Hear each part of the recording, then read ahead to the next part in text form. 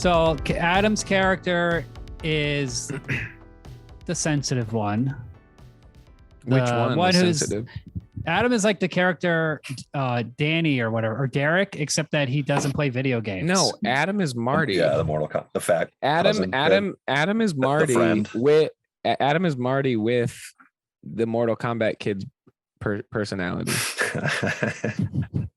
Oh, but you're saying I'm like in good shape. You're the one getting bullied. Like a doughy nerd. We literally every time we record. I see. What year did this come out? What are you talking about? 2001. This is Bully 2001, directed by month? Larry Clark. I don't even remember it coming on the movie theater because the first time I saw this movie, if it's 2001, you got to ask what month. That's a very good point. Yeah. Donnie Darko came out in October. I remember that. Ooh. I skipped class that day and went to it because I slept through class and then I had nothing to do. So then I was like, I guess I'll just go see that Donnie Darko movie, and I went to Berkeley and saw it. But Bully, I bought July on Bully came out in DVD. July. I bought it on DVD in the fall. So I loved kids, No. and I loved they're good movies, but they make me so viscerally uncomfortable. These types of movies. Sight unseen. I bought the DVD for Bully, and in college I would only get $100 a week, and that would be all my money for food and entertainment, and I usually would buy one DVD a week. What did you just say? $100 a week? Yeah, that's a lot of money. You rich ass. Thank you. I'm extremely rich. Like a little kid's version of what they think being rich is. I was on like $20 a week. I'm on $20 a week right now. Yeah. Then sometimes I would see my dad, and then he would give me like $50. So I would get $150 and just eat out all the time, watch movies, buy weed. You'd eat your dad out? Well, is that how you got that extra 50? Shit, I do that for 50. I did it out of respect. My father, much like Bobby's father, was a great man. He's raised me properly and respected me. That is cool. Hey, one day, in the movie. One day, William, if you eat my ass enough times, we can open our own audio and window tinting company.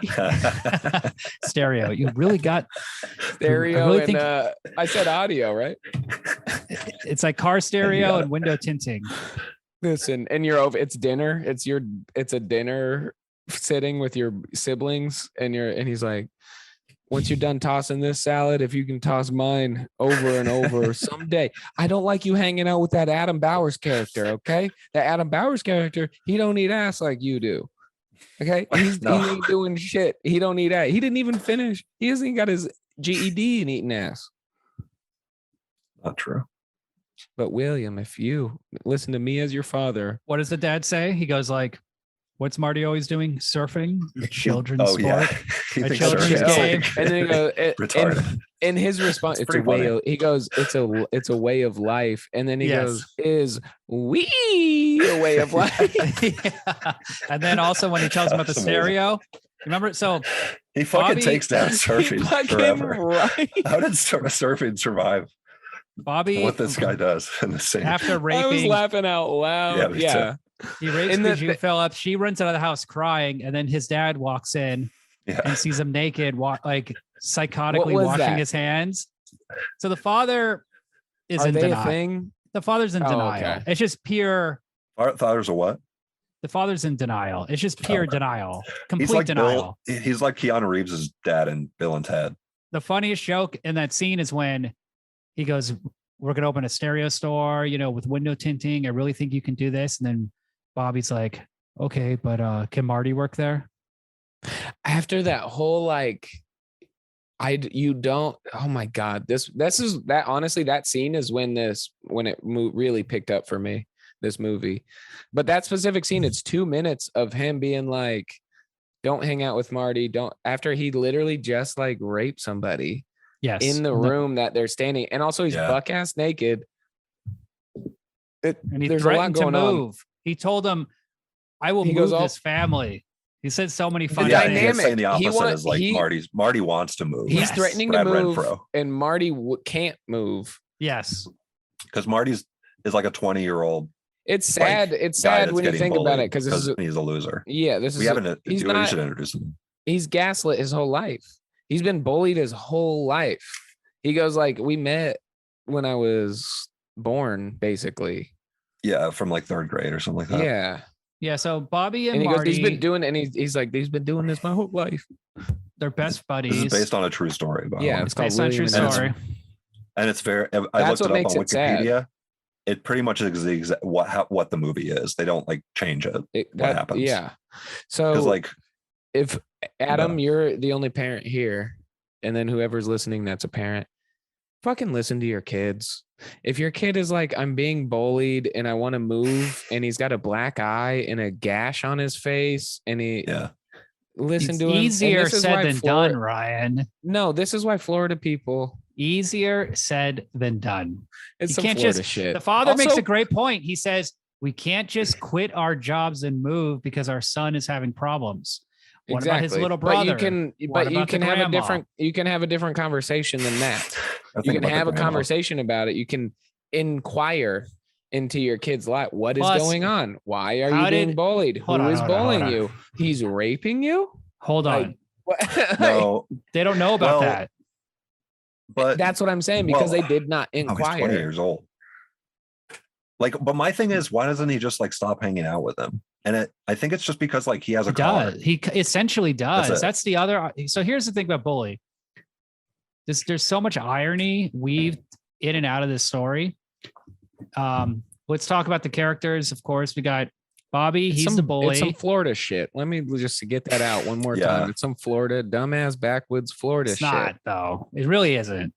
Because the thing is, it's like a New York movie made in Florida. It's some New York. Yeah, it's kids, but Florida. A lot of these actors are from New York. This movie is basically what I felt like what I like imagined my bullies' lives to be like in like middle school or whatever. I like exactly. Hold on, I like picturing you imagining the life of your bully as your bully's making you drink your own piss in front of a bunch of kids at school, which is something Adam did once. That's funny because this movie is like reminds me of how my friends and I did in high school. Yeah, I know. Raped people? What, William? Well, no, but like literally, mostly the drugs, the drug use. This movie is very much like a time capsule of like what those kids were like at that time or whatever, in Florida at least. Basically, like it was like wiggers with like gelled hair and like a diamond earring who like girls love. Did you just say wigger? Yeah, yes. And you weren't a wigger? Hold on, my beeper's going off. Nobody says that anymore. You know, Adam. Well, I'm saying it was my beeper says, 90s. Hey, I'm old, I'm a beeper, and nobody's saying this. It was the 90s. What do you do? Telling you what it was like. This movie is what it was like. Adam, your life is not. This is like the life of the coolest kids ever been like in my like area. This is the life. And it looks exactly like it. Look, if you grew up in a suburb in America, at the time, you know these kids. You don't need to explain it for the audience, Adam. These are. Yeah.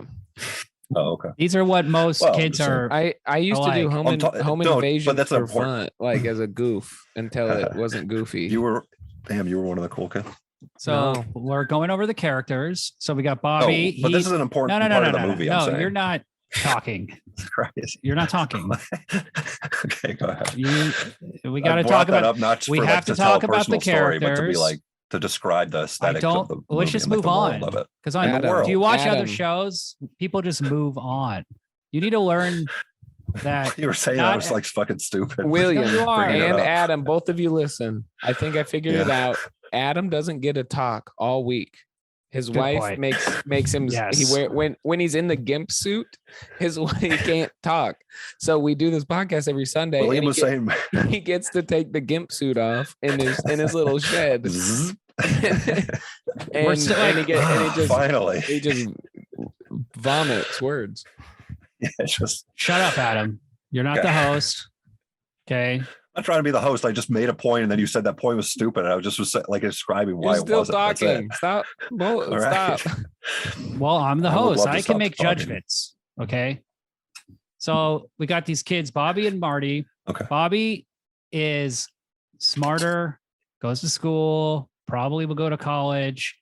They think he's like going to Harvard or Yale or some shit, but really his dad wants him to like open a car tinting and stereo store. Like, yeah, he's getting B's. He's getting C+ and B's. He's not that, but he will probably get a job, I guess, and not just die of drugs like the other ones most likely will. But they've been best friends their whole lives. Bobby's a bully, and there's a lot of weird gay overtones with him where you think he wants to fuck Marty. So something he does actually, I believe, a couple times. Larry Clark directed this movie. He was a famous photographer who then became a filmmaker. He said he threw the script out. He hated the script. He said the screenwriter didn't want any gay stuff. And Larry Clark was like, but I read the book. Like, it's in, these guys were doing weird shit. Like, we have to show it. Like, it's more interesting than your lame ass screenplay. So at the time when this movie came out, let's put in context, like there was a big new teen movie boom. Okay. Scream, Varsity Blues, fucking I Know What You Did Last Summer, Britney Spears, NSYNC, all this like new teeny bopper shit was coming out. American Pie was coming out. And then in all this, you also have movies like Kids, which were very shocking, very extreme, very different than like, the studio stuff. But this was like in the late 90s, there was a lot of intense, or like not intense, but like shocking independent films that were pushing the ratings. So just like Bad Lieutenant, but like even more shocking. So like you had Happiness, that was like unrated NC-17. You had Requiem for a Dream, that was essentially a release unrated. Yeah. Kids, Bully. There was a bunch of these movies. This is when you started seeing just stuff gritty. like.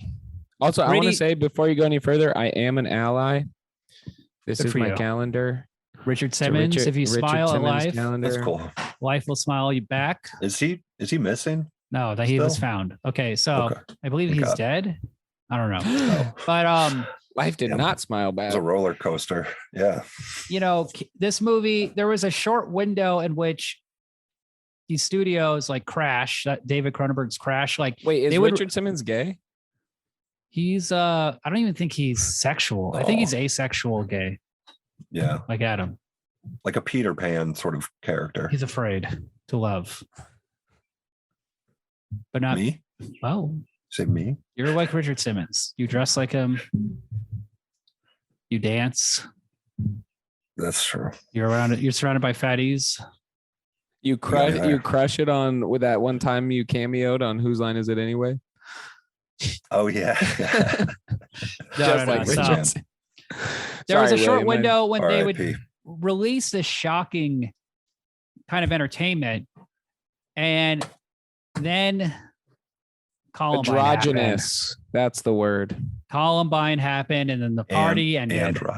The party was over with Columbine, and they said, the people that greenlit Bully at Lionsgate, back then Lionsgate was a little company, kind of like Miramax, and now they make like multi-$100 million movie epics like The Hunger Games, but they made this little indie film with like sex and drugs and also okay. I didn't even think, because I noticed that a lot of these old school ones have Lionsgate, and Lionsgate was always, it was that and the Saw. It was just like that like Saw. Those production companies you saw everywhere. They did Saw too. That put them on the map. They made a lot of money. And then, but basically they said when this movie was about to come out, they switched out executives, and the new executives are like, we're not into this. We're just dumping it in the theaters. Oh, and that's why they became popular. Yes. It's like you first, you make the shocking stuff. First, you're chaotic. First, it's anything goes. That's how you get attention. You get attention, and then you become corporate. That's the trajectory of any successful. You go from Bully to fucking writing the latest King Kong movie. Yeah, King Kong versus and then you're like, as a writer, you're like, and I can't imagine the creative struggle this writer has to go through writing a bunch of kids raping each other. And now they got to write a big monkey punching some things. Well, that must be difficult. Lionsgate also made Twilight. They make John Wick. Yeah. a bunch of like teenage rape. What? Except John Wick. PG-13 movies, you know. That'd be crazy if there's a. Sorry, I'm on one today, y'all. But if there's a rape scene in John Wick, the dog doesn't die; it gets raped. Oh man. Well, what if there was an honest emotion in any of those movies? Because that's the thing that Bully does well. Is like there are real emotions in this movie. There are real complexities of people's lives, but here's the weakness of Bully. There's also the scenes. Here's the weakness of Bully. Okay, Larry Clark. You know, who's that? He can't help himself. He's the director. He can't help himself but put the camera right in a girl's ass in the middle of a scene for no reason, or put the camera between a girl's legs when she's sitting. This is a horny movie. Yeah. Do you think he's like a pedophile? Yes. I don't think he's a pedophile. I think he's a pervert. Okay. And it's like children. This no big deal. That's a weird way to get around it, William. But yeah, he's like a pervert that likes. Okay, so this is his book that he put out in 1971. That's him on the cover. Tulsa. It says Tulsa, Oklahoma. It's a guy. See him with a gun. That's Larry Clark in 1971. Okay. Isn't that a joke in a movie? So Tulsa. Like no, the Naked Gun. The Naked Gun. No.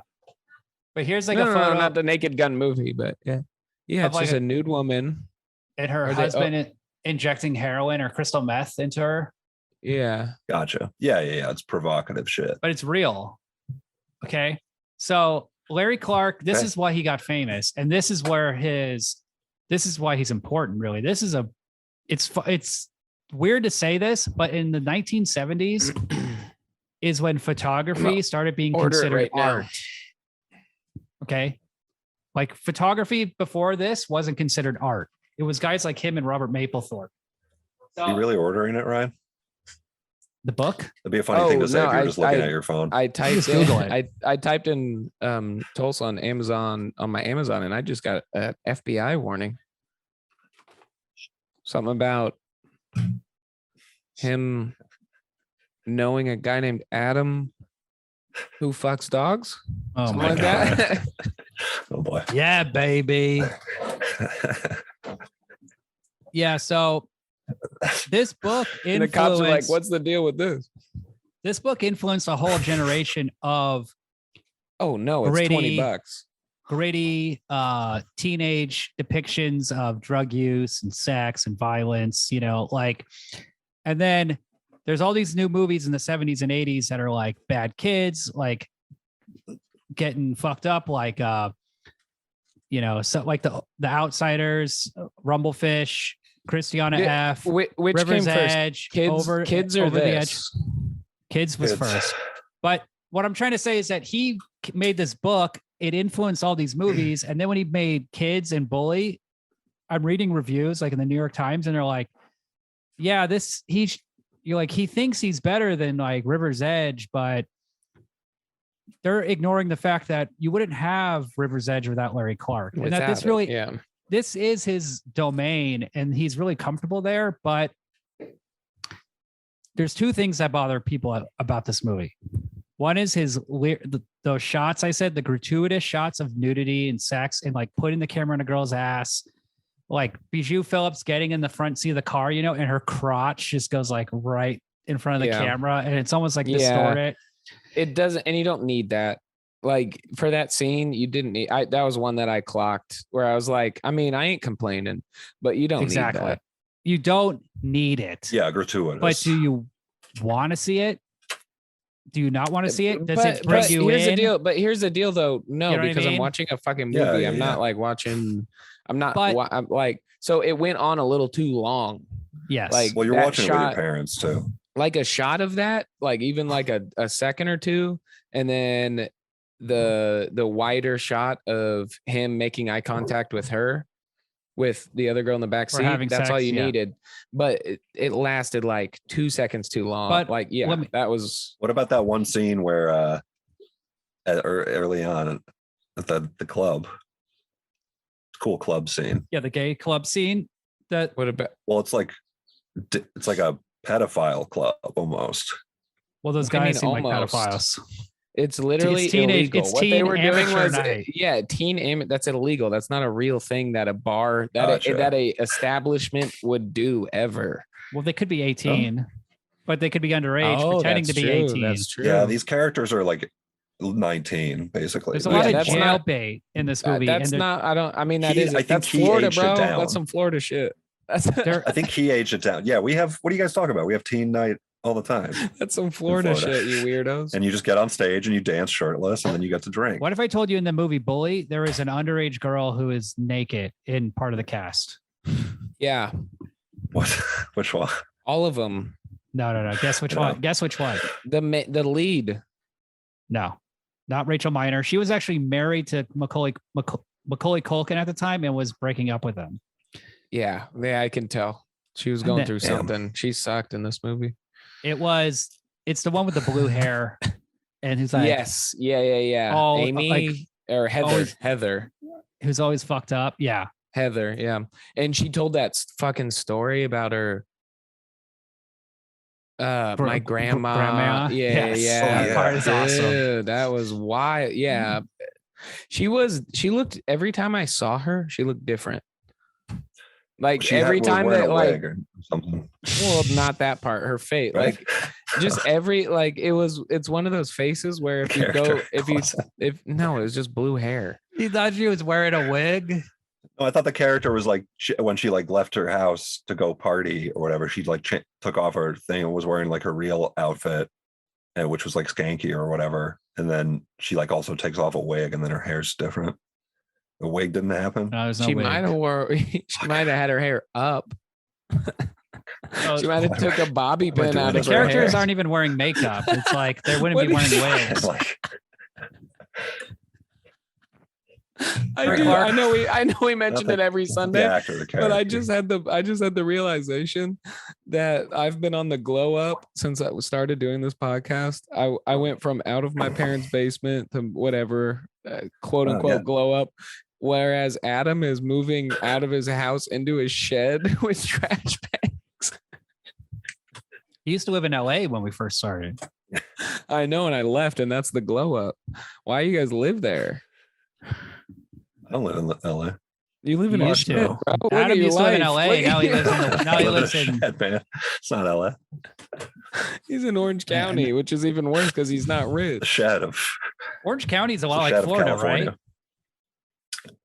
Yeah, it's similar. There's a lot of what you would call quote unquote wiggers.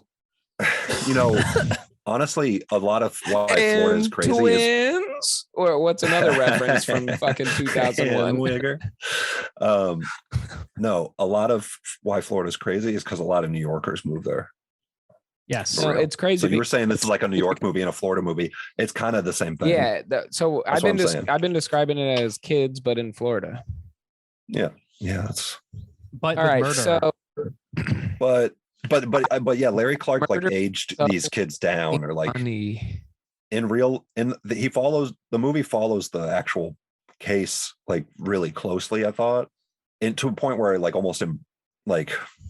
Yeah, it doesn't like make stuff more better or more interesting. It doesn't like gussy it up. It just like shows this thing. But in the real thing, the guys were like steroid users. Yes. And they were like really buff. Yeah. And in this one, they're like boyish. And Bobby was Iranian. He was Persian. Got through it. In the real one. Yeah, exactly. That just doesn't look well on screen. But so we have to talk about the actors. So okay, we got Nick Stahl. This is his first big role. He was in Terminator 3. He's really good. He's in a great movie called In the Bedroom. He kind of fizzled out his career. He showed all this promise. I don't really know what happened. Who is this? Which one? Bobby. Oh, the main? Yeah, he was really good in this. The cool guy. He's the bully. He had a lot of heartthrob energy. 90s heartthrob. The heartthrob is Marty, Brad Renfro. No, he had a lot of Waterboy. He had Waterboy energy. He's Bobby the heartthrob. So he was a child actor. He was discovered. He was a Disney star. This is a Disney star gone bad movie. Wrong. Like Spring Breakers. Wrong. He was in the Huck Tom. Yes, but his first movie was The Client. And that was like, that's how he was discovered. So he actually had acting chops, and then he did the Disney movie. It was a different time a little bit too. So, you know, Brad Renfro had all this potential. And people thought he was going to be like a great actor as an adult, like a new River Phoenix. But he ended up, very much like River Phoenix, dying of drugs. Oh, he's dead? He died good for him. In 2008 of heroin. Right before he died, there's a photo of him outside of the Cobra Club or whatever. The same exact spot as River Phoenix. No, he's getting arrested in Skid Row. And it was like very shocking to see him like look so bad getting arrested. He's getting arrested right where I used to live. Crazy. I mean, I would imagine playing this character would fuck you up a little bit.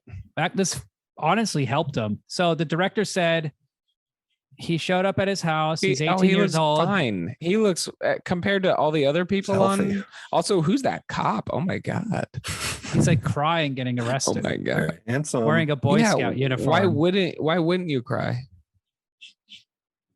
So Larry Clark showed up at his house when he's 18. He's like, they have to make the movie. He said his arms were bleeding from shooting cocaine. He was living in his grandma's trailer. Cocaine? You're shooting and you're doing cocaine? At 18. And then Brad Renfro? Yes. And then Larry Clark's like, is there like a Starbucks around here or something? Or a coffee? And then he said, when they got in the car, he just drove to Florida in 3 days. Like he did it. He's just like, I have to make the movie. You're not going to fuck up my movie. We're going to Florida. And then he would like, he had to kick cocaine on the drive. And then that's wild. And then when they first started shooting the night before, like one night he got drunk with some dudes and he stole a boat. He went down to the shore, hot-wired a boat. And then as he was leaving the dock, they forgot to untie it. And so then it just pulled on the dock and they got arrested. And then Larry Clark had to bail him out of jail. He hot-wired it, but he didn't untie it. No. That's and then he showed up. Imagine that's a fucking scene right there. It's like the MacGruber scene. You get it, you jump in it. It's like high stakes. Like it's very suspenseful, intense music. He's looking around, pulling the wires out of the bottom, ripping the plastic off, pulling the wires out. He's also a genius. Fuddling around. He is a genius. Who could hotwire a boat? And he goes, oh, sure. You know what I mean? Exactly. And then he has all this potential and talent. Heist has worked. And then the fucking front just gets ripped off because it's still tied. That's a metaphor for his whole career. Yes. He would have had the time of his life if he unhooked it. The bully, that was the bully. He was that's not the bully. That's Marty, the victim. The surfer. Oh yeah, that he wasn't a hunk. I didn't get that. I didn't get what you were saying that he was a heartthrob. I'm sure he was, but he's kind of short. Donnie's the hottest one out of Donnie's also the guy from that other movie, Greenbelt or some shit. Boardwalk Empire? No, is that Green Room? Not Green Room. It's Green the two Belt? Guy. Yeah, I'm wrong on the name. It's two preppy trust fund kids. Funny, yeah. Funny Games. Yes. Yeah, he's in Funny Games. So I love that movie, and I love him in that movie, and so that's all I can see.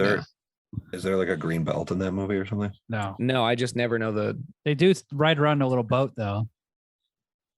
Yeah, they do like a little. That sounds boat. cool, like the Penguin, like Danny DeVito. Kind of. So there's like Batman Returns. There's like he's there. A mix of really talented kids with wild kids, like Bijou Phillips. She plays Allie. God, her parents are famous. I can't remember who they are. I want to say it's like Mackenzie Phillips or something. From like, I feel like she's related to the Mamas and the Papas family. Yeah, her father's John Phillips. Okay, he was the guy in Mamas and the Papas who died. Which one was Amy? In 2001. Allie. She's the one with the blue hair. The blonde one. She starts the movie with the first line, second curly line. hair. Yeah. His cock his cock was beautiful. Like she's like talking to her in the car. The first line of the movie is Marty on the phone talking gay sex on a hotline. Yeah. It's never like put in any context ever. Oh my God. I forgot about that till you like, just brought that back up. I want you to suck my cock. It's the best intro to a movie. That's the opening dialogue. I looked at my computer to make it was silent. There's no noise, no music, no nothing. And I was like, well, I'm seeing title screen. Like I'm seeing credits.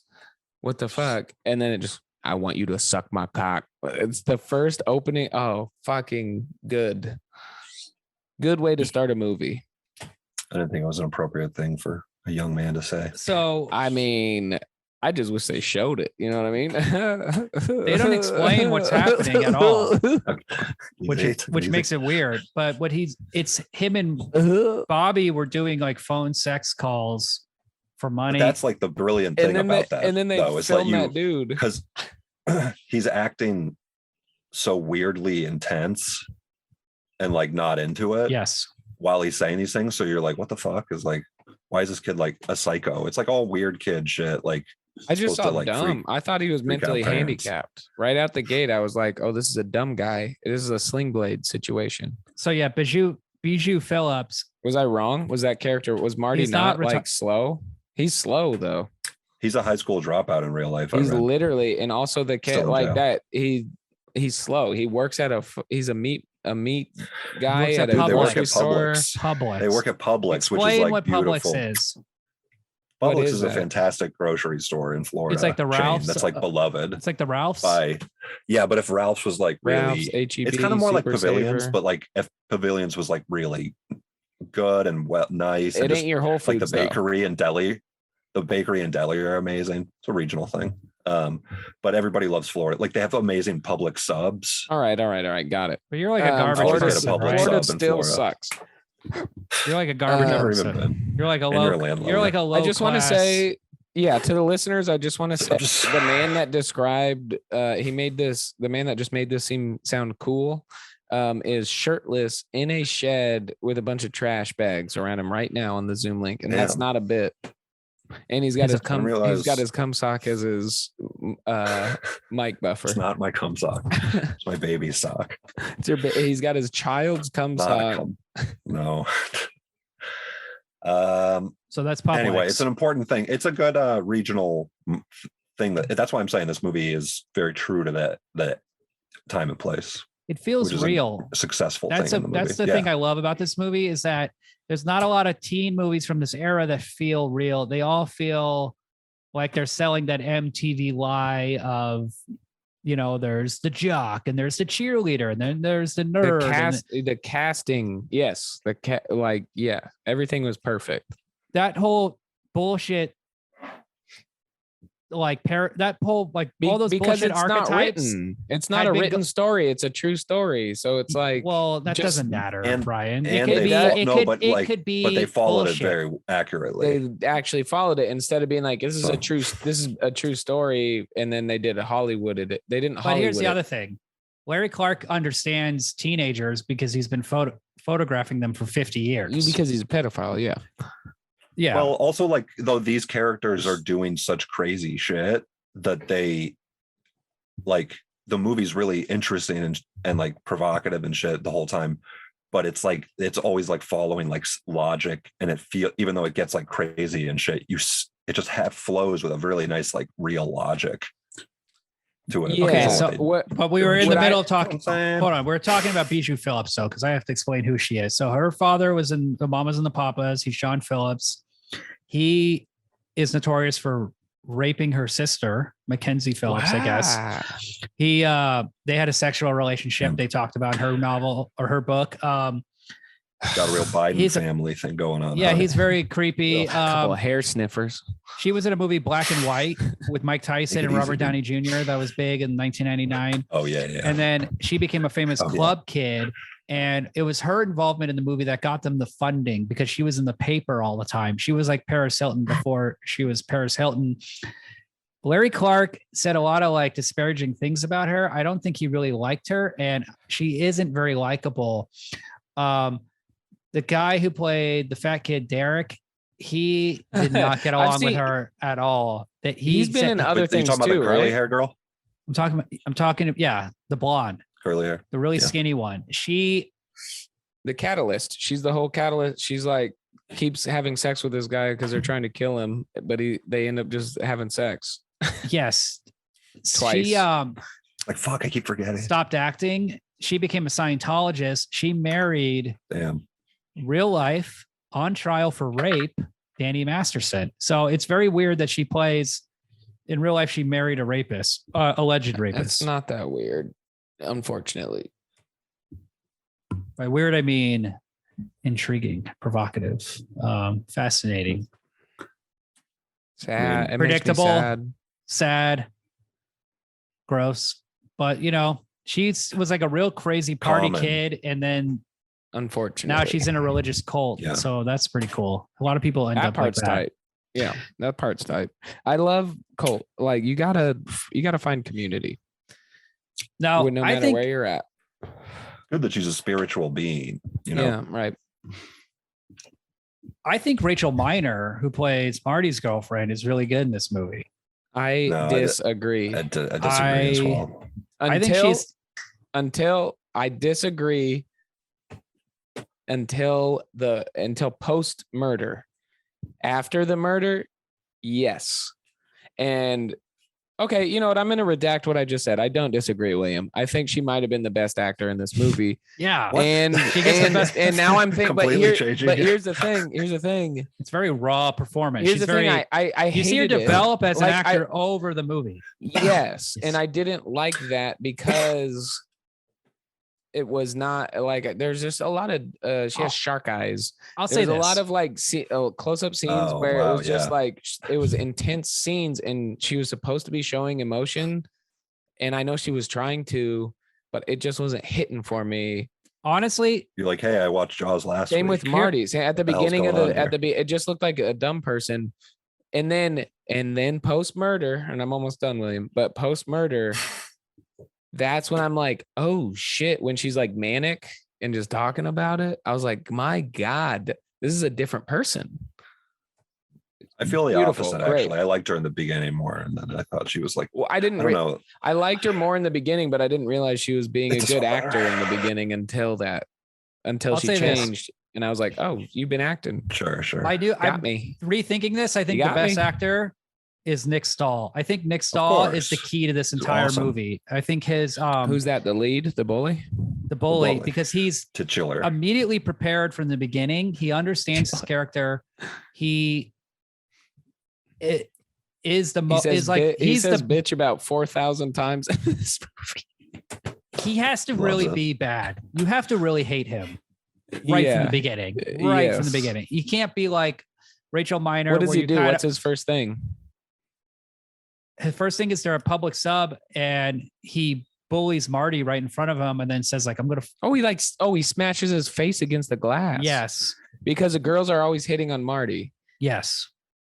And he's jealous because he's in love with Marty. And he needs or he's in love with controlling Marty. He has to be the alpha in every scene. Yes. There's a few scenes I really love in this movie. One of the great scenes in this movie is when all the gang is finally together and they're in the cars going to the spot right before he's about to be killed. And he's like talking to Donnie, Michael Pitt, and Allie Garner for the first time. And he's just like, you see them interacting with him and he's like being a dick. He's calling the girl. Who are you?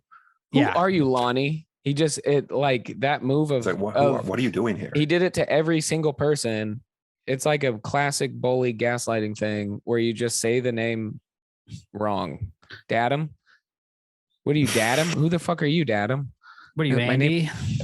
Lonnie. And he goes, my name's Datum. That's me. That's Datum. He goes, okay, Lonnie. And it's like I literally do it on stage as a joke, like in a bit as a joke. He would probably make a good comedian, Bobby. Oh man, yeah. Roastmaster General. He's a rapist. He'd have a seat at the cellar table. He was funny in him and Dan Natterman going back and forth. Though. what was he when he gets in there? He's move over. I'm driving, bitch. He just kept saying bitch. He just kept throwing bitch. I'm telling he's you, like the Dice Man. Yeah, he's like bitch. Yeah, basically. I thought he was kind of saying bitch. Hold on, I kind of thought he was a misogynist. What did you guys think? No, I thought he was funny, man. He's just roasting them. He's just having fun. But So even when Marty's like watching the Eminem video, the Slim Shady video, and he's just lounging on the couch, and he's like, man, and he's trying to rap along with it, and it's like one of Eminem's most famous songs, and he just doesn't know the fucking lyrics, and then he kind of changes it to, and he says his name. Oh my god, that scene. I love when after everybody's Bobby stupid is in this. raping. All these kids are stupid, and the parents are right. And I hate a movie where the parents are right. Not right. They're like they're not doing well. You need you need a straight man. You need someone to be the mom's monologue. Audience. The mom's to do monologue the common sense. When she's like you all you do is drive around in your car. You don't do anything. They just graduated high school, like don't have jobs. They don't go to like junior college or anything. Yeah, right. You know what that's called?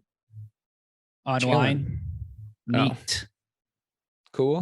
No education and training or something. NEAT. It's a cool. No education, cool job. time. But no, the mom and that mom in this, or I related. NEET. I related in this one scene is the best education, scene in the whole employment fucking movie. Teaching, the best scene in the movie is the mom, and she does that. Teaching. She talks to the fucking dumb big fat kid, Mortal Kombat guy, and she's like, "It's good you're hanging out with your cousin again." Yeah, you know what? You know what I'm gonna go play cards. I'm gonna go play cards. And she goes with his mom. They were a comedy team. Oh my, really? Those two actors, yes. Oh, that makes so much sense. Like, for real? That scene they were in a play together. Well, good. They weren't a real the comedy best team. Scene. They were in a play together. But yes, that's the best scene, and you can tell they're so comfortable together. Like it seemed crazy. Like an aunt and a kid. Like, yes, that was my favorite scene. And then she goes, she goes, they're two actors. No, they're characters in the movie. She was his aunt. Did you watch the movie? Yeah. They weren't actually related in real life, Adam. Not in real life. I'm saying they did such a. Talking to you. I was talking to you, Adam. No. Never mind. Don't talk to Adam. Don't get distracted by his. Don't do it. Adam is the bully. He bullies us with his stupidity, his lack of professionalism, how he doesn't listen. No, the single most important thing. It's all getting in there. What? Adam, I was gonna say who we all are in the movie, but Adam is the guy in that VHS that they made do weird stuff. That there were the two guys filming him. Adam's just dude. That scene is so good. No. Listen, William, you're the guy. That's what this podcast is. Adam, William, you're the bully. Talk about Adam's that the guy scene. in the camera, and I'm the fat dummy. That's one of the greatest scenes in the movie. William's like, look at this, and I go, William, this is weird. Hey, how's it going? Hey, you want to see what we've been filming? Come check this out. It's really cool. No, that's literally the dynamic. That's our podcast. And Bobby seems so sweet and innocent talking to him. He's just like, hey, come check this out. Hey, this you want to see what we're working on? Yeah, it's really cool. And it's like, check out this new project I'm working on. Bobby is he's such a great character. I love Bobby in this movie so much. Like he is shook that the guy's like, this is weird. And he goes, what? Like he's like, gross. What do you? He's like, you're weird. Also, the best scene in the movie is never mind. What? We talked about this already. Not the club scene. Okay, we didn't really talk about it that much. The club scene is good. Why do you think it's the best scene? That was an hour ago, and you haven't left that thought, have you? Why do you think that's the best scene? It's just something about it I thought was really good. I don't know. You like the little kids' faces? Yeah, they're sweet faces. So one thing I noticed is that Larry Clark, he zooms in on the youngest kids. And there's a shot where Brad Renfro is in the middle dancing. He has the youngest kids next to him. And then as they, like the three people out to each side, by then they're like full blown adults. They're like terrible extras. Like Larry Clark is just like, get the best extras up close because they're going to be on screen. So which one was your favorite guy? Well, my favorite guy in the scene Third is from the right. I love the creep. The creep I is like the puka shell guy. Oh, which boy? the creep is the best. My favorite I hear boy your is third friend from the gives right. good Third phone. Stage left. Yeah. Yes. And then the whispering guy who just like whispers in his ear. Yeah. He's like, $100 if he gets on stage tonight. Which is crazy because hold on, this scene, he was gonna get a blowjob, and then he or gonna get laid at least, or like do stuff, and then he was like, you know what? I'll just give you $100 if I can go watch him dance with all these other guys. Instead of actually, it was a weird negotiation. It went backwards to me. Were they weren't gonna have sex.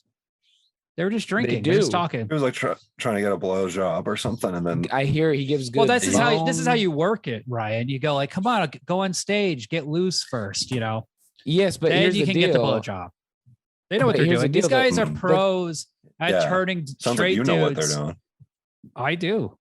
Oh, I see what you're saying. I have game. Yeah. So he clocked them. He thought they were new to it. I assumed that we were supposed to believe that the two characters have been doing tricks for like this is a thing they do. Well, that's the thing. We don't know what their tricks are. We get a sense of it, but I think in real life it was so secret. They're also having sex. Well, in real life, they're hunky guys. They're like buff. But let's talk about the scene that Adam wanted to talk about. So the creepy old guy, I love him. I looked him up. I looked up this actor. He's an art dealer in New York.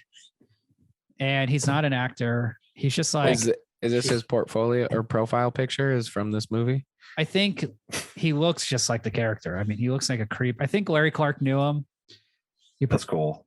It's just cool to bring in like a guy like, you're a creep. I want you in the movie. Please play like a guy who's in the jailbait, you know, borderline pedo. Borderline. Where's the line for you, William?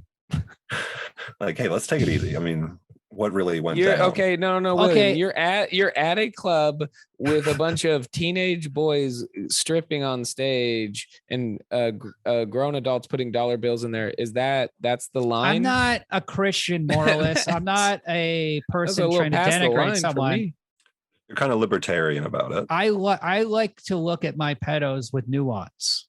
Okay. Mm-hmm. And it's like guys who are into jailbait are different than guys who are Jared from Subway. It's like sure. You wouldn't say Chris D'Elia. Like people call Chris D'Elia pedo, but it's like, he's a creep. He's a creep.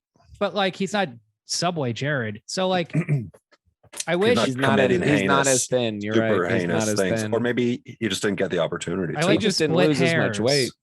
That's what I'm saying. You know maybe Subway Jared is the living that. Here's the deal. Here's the deal, William. I know what you're saying, and I'll tell you the biggest difference between Chris D'Elia and Jared from Subway is the weight loss. That's true. That's true. I thought you were going to say Jared is funny, but yeah. Nope. Neither of them are pretty funny. You know who is funny? Crushes. Brandon Walsh is funny. He's a comedian. I know he is. I saw him open. I've heard of him. He went out. He used to go out and he would have these giant pair of Jared Subway pants, and he would just run. He would open into the show, and this was for at midnight. He would open. He was like the warm up. God damn it! Him and Randy Litke did the funniest fucking shit for that. And he would like what?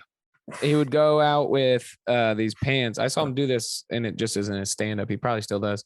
And he'd hold up these big pants, and he goes, "Can you fucking believe it?" This is like intro after he gets introduced, and he's like, "Can you believe it?" And the crowd goes wild, like, "Yeah," assuming he lost this weight. And he goes, "I got these for $6 at Goodwill down the street. I don't know what I'm going to do with them. They're too huge, but I got," and I don't know why, but just the fucking, like, it's good to come out with a prop. That's a good opener. A prop is a very funny opener, you know? Oh, but Walsh does it. Him and Litke were fucking, they would go out as the, they'd go out as the Penis Brothers, and they'd wear these white wigs, these bowl cut white wigs looking like Andy Warhol or some shit.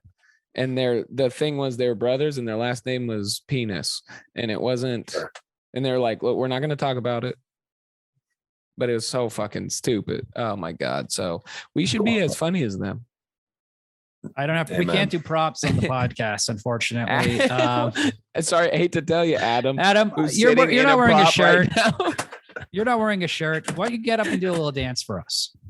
That's true. And like the scene, a little techno. Come on, you got like an 18-year-old. Look, he body, covered up. Not in a good way. The audience can't see it. He got shy, and now he's like covering himself up.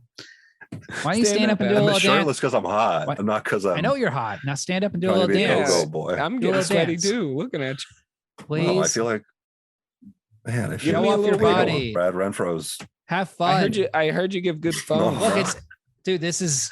I don't. We're a comedy team. We're calling you out. Do your little dance. Let me see your nipples. Stand up. No. Stand up. Show us your body. The bullying's gonna show us your body. And more serious. You are topless. No, it's my body. It's my you body. are not wearing a shirt. You're on camera. This is what Brad Renfro should have said. You're in a chair. It's my body, and I can show who I want, and I don't want to show. You know you're getting on stage tonight. No, you're thinking of it's my birthday. You know you're getting up there tonight.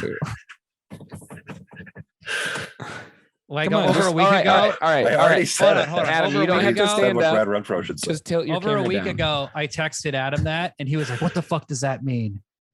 I was like, "You know, you're getting on stage tonight." And he was like, "What the fuck are you talking about? What does that mean, William?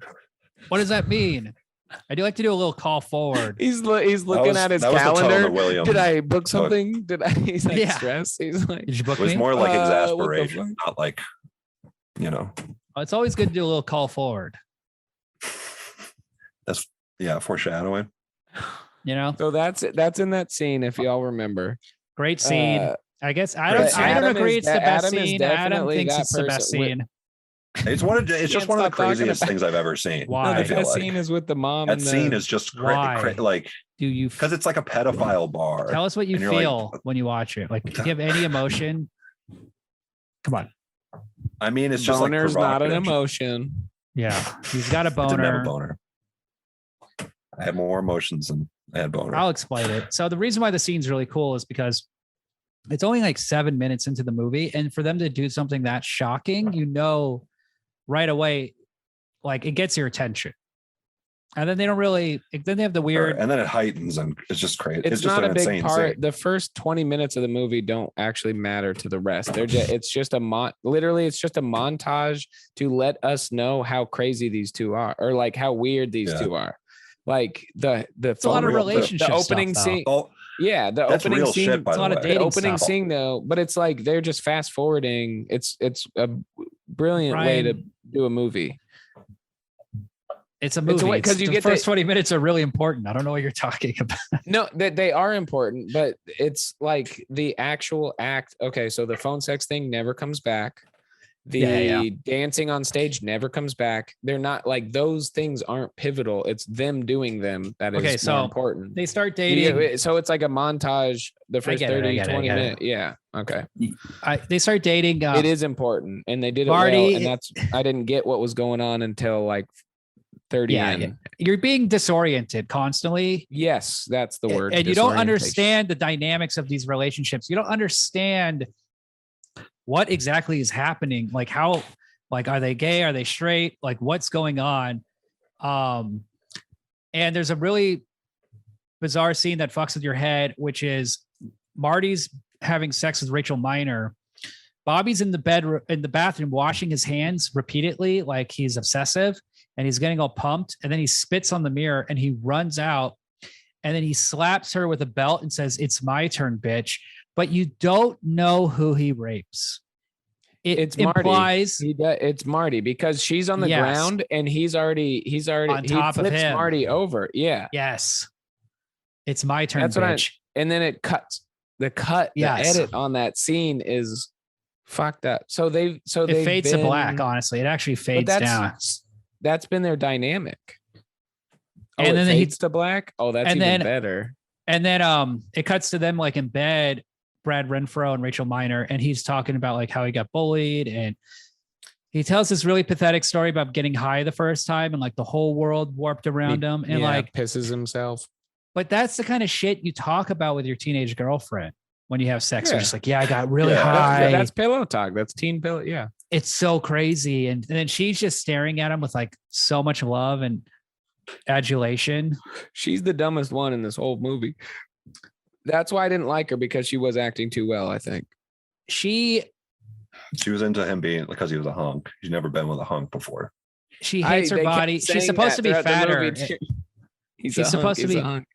She's supposed to be fatter in real life. And so they dress her really badly in the beginning, make her in really baggy clothes. And then after the murder. Oh, I looked up the people, and yeah, they're not as attractive as the cast. They're way nerdier. Yeah, they look way more suburban. They look more real. Well, it was also 93, I think, when the real thing happened, and the movie's like set in like the late 90s. They aren't like cool. They've never been to New York. They're from Florida, so right away they're cool. They're not like cool worldly actors. Florida's cool as shit. You should be into Florida, Ryan. Like, what are you talking about? Shut up, Adam. Florida stinks, bro. Don't ever say something like that ever again. Why aren't you there? You should be into Florida. It's like there's nothing good that's coming out of your mouth afterwards. Okay. You know what I mean? Sorry, I get a little heated. I am heated. Sure, yeah. No, okay. No, Adam, what do you think I would like about Florida? He's an awesome man. It's a party state. You think I party? You think he drinks?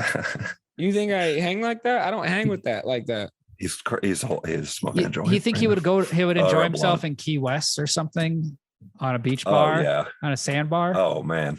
Imagine talking to a bar of Adams. Okay. There's this amazing HBO documentary about alcoholism. I'd be laughing, dude. There's no Adams in Florida. They kick him out. I know. I love hanging out with Adams. They ship him to lamer states. But there's this great HBO documentary about alcoholism, and there's a dad in Key West who just wakes up and drinks like 2 bottles of rum every day. And it's one of the most depressing but amazing things I've ever seen, because it's just so real. How does he afford that? I don't know. You drunks, you're sneaky. You figure out how to get the booze. I don't think I haven't paid for. I pay once a week on Sundays for Twisted Tea, and I drink every single day, all day. And I only pay on Sundays when I go to the gas station to buy it. You're like a little living the dream. You're like a little cockroach. No, I'm sucking people's butts in alleyways. You dance on stage? Oh, you won't do fronts. Getting on stage. No fronts. I wake up. That's what I say in the mirror every day. In the mirror, I go, you're getting on stage, right? And I look back at myself and I go, that's cool. Treat every day like you're getting up on stage. Hold on, for $150. Yeah. Well, when you do a visual gag, we have to explain it. Ryan put down his sunglasses and raised his eyebrows. You don't have to. You don't have like Richie Rich. You don't have to explain it. Sort of thing. You could either laugh or not, and then if you laugh, then the audience will be like, "Oh, he did something funny." Yeah, it's a mystery. Adam, it's a fun mystery. Why don't you lower your camera a little bit so we can see more of your body? For the audio listeners, no. Adam, for the audio listeners, could you leave me alone? Tilt it down. I can't just see for nipple. The audio. Tilt it down. I won't be. Show us your nipples. This episode. Let's see. Adam, can we see your Adam? Nipples? Somebody that's got 3. Do you got a third? Do you got a third? Show us your nipples. Show us. Adam, do you have a third nipple? They're my nipples. I show them to who I choose. Free the nip, man. Free the nip. Yeah, free the nip. Nobody sees my nipples unless I choose to show them. Let's see those nips. Let me see him. Oh, he's showing us his nip. He's on camera. He showed it to us. Yeah. Ryan's showing his nipple. Ryan has nice nipples. Adam has. Let me see your nip, bro. Don't worry, everybody. I show you mine. You show me yours. Adam has very long, pigtail-like nipples. They're rectangle. Up and down. They're up and down rectangle. My body is beautiful. They're chewed up. Well, thanks for not doing the bit, Adam. Old piece of chewed up gum. Really knows how to go along and have fun and make everything. How could I have done the grind to a screeching hot? Lower your camera. You could have showed us your nips. Show us those nips. I showed you. Ryan did. This is just more tactics. $100. I showed you mine, bro. You want $100? Oh, you guys both get shirtless, and then I'll show you mine. Ryan. No, I won't. I'm not bargaining. You ready to get shirtless? I'm not trying to figure it out. You are scary, Barry. Yes. Yeah. It's just I'm very persuadable, I think. No, you're not. You're That's the annoying. You problem. suck. What? To the listener, I don't know if we've said it on air, but Adam, What the fuck? Adam is our scary Perry. Or He's what our is it, stunt Perry? boy. He's our, I'm playing a character. He's everybody, don't our- worry. you know, our stunt boy. He He's doesn't very want to do any likable stunts. What am I in trying to person. say? He's like our non-complying stunt boy. He's like a Howard Stern intern that they make fun of. He's Just the show us intern. your nipples, Does bro. not. This doesn't bother me. This doesn't bother me at all. Just show us your nips. I'll turn the. I only want to I'll see turn him the because left you don't want to camera. show me. Don't you get it? If you showed me, I lose Well, you don't interest. seem to want to show us. Ryan, let's get him. Right or Yeah. show his What nipples. actually? What is your deal with him? You ain't got nips. Yeah. What are you hiding under there? Let me show this. Okay, so Damn. dang, you shave your chest. William shaves his chest, y'all. I hope. I don't shave my chest. I don't have any chest hair, Ryan. None. You None. can't grow none. That's cool. That's It's kinda part of cool, my Ryan. Peruvian blood. Adam, I heard you got like a little trail going down your sternum. Let me see. So let's see those nipples, Adam. Let me see. Show them us your nips. nipples. Show us your nipples. Never. We're not moving on. Oh my God, he's showing us. No, Oh, Guys, we he's- have a lot more he's of the showing movie us to talk one of them. about. Ryan, One of he's them's not. pussing. One of Thanks. one of them's Ryan, like got a come Adam. on. If hey, Show we're us gonna, I'm your gonna make up. nipples. I'm gonna make it up if you don't show us. Come on, man. Show us your nipples. Oh, The one of pussing. one of them You're pussing. saying It's that like one of bloody them's actively pus. pussing. Yeah, unless you show me, prove me wrong. I don't believe he me. almost did. Neither of them are actively pussing Why won't you show us? Why are you afraid? because you so desperately want to see them. See how unfunny he is? See how he just can't It's not- he no, just it can't doesn't go work. with it. Come on, show us. It's not like I'm gonna take a picture. Or nothing. So in the It's important to take a stand against bullying on the bully episode. What are you doing, Ryan? Come on, show hold us. on. Oh So- shit, my This flash was flashlight on. turned We'll on. move on. Pointing into Adam the doesn't want to camera. participate. Adam, I don't want to participate you're in this. going away for 2 weeks. That's true. Adam, you're totally Going the to guy. Florida. You're totally the guy in the VHS sucking a dildo.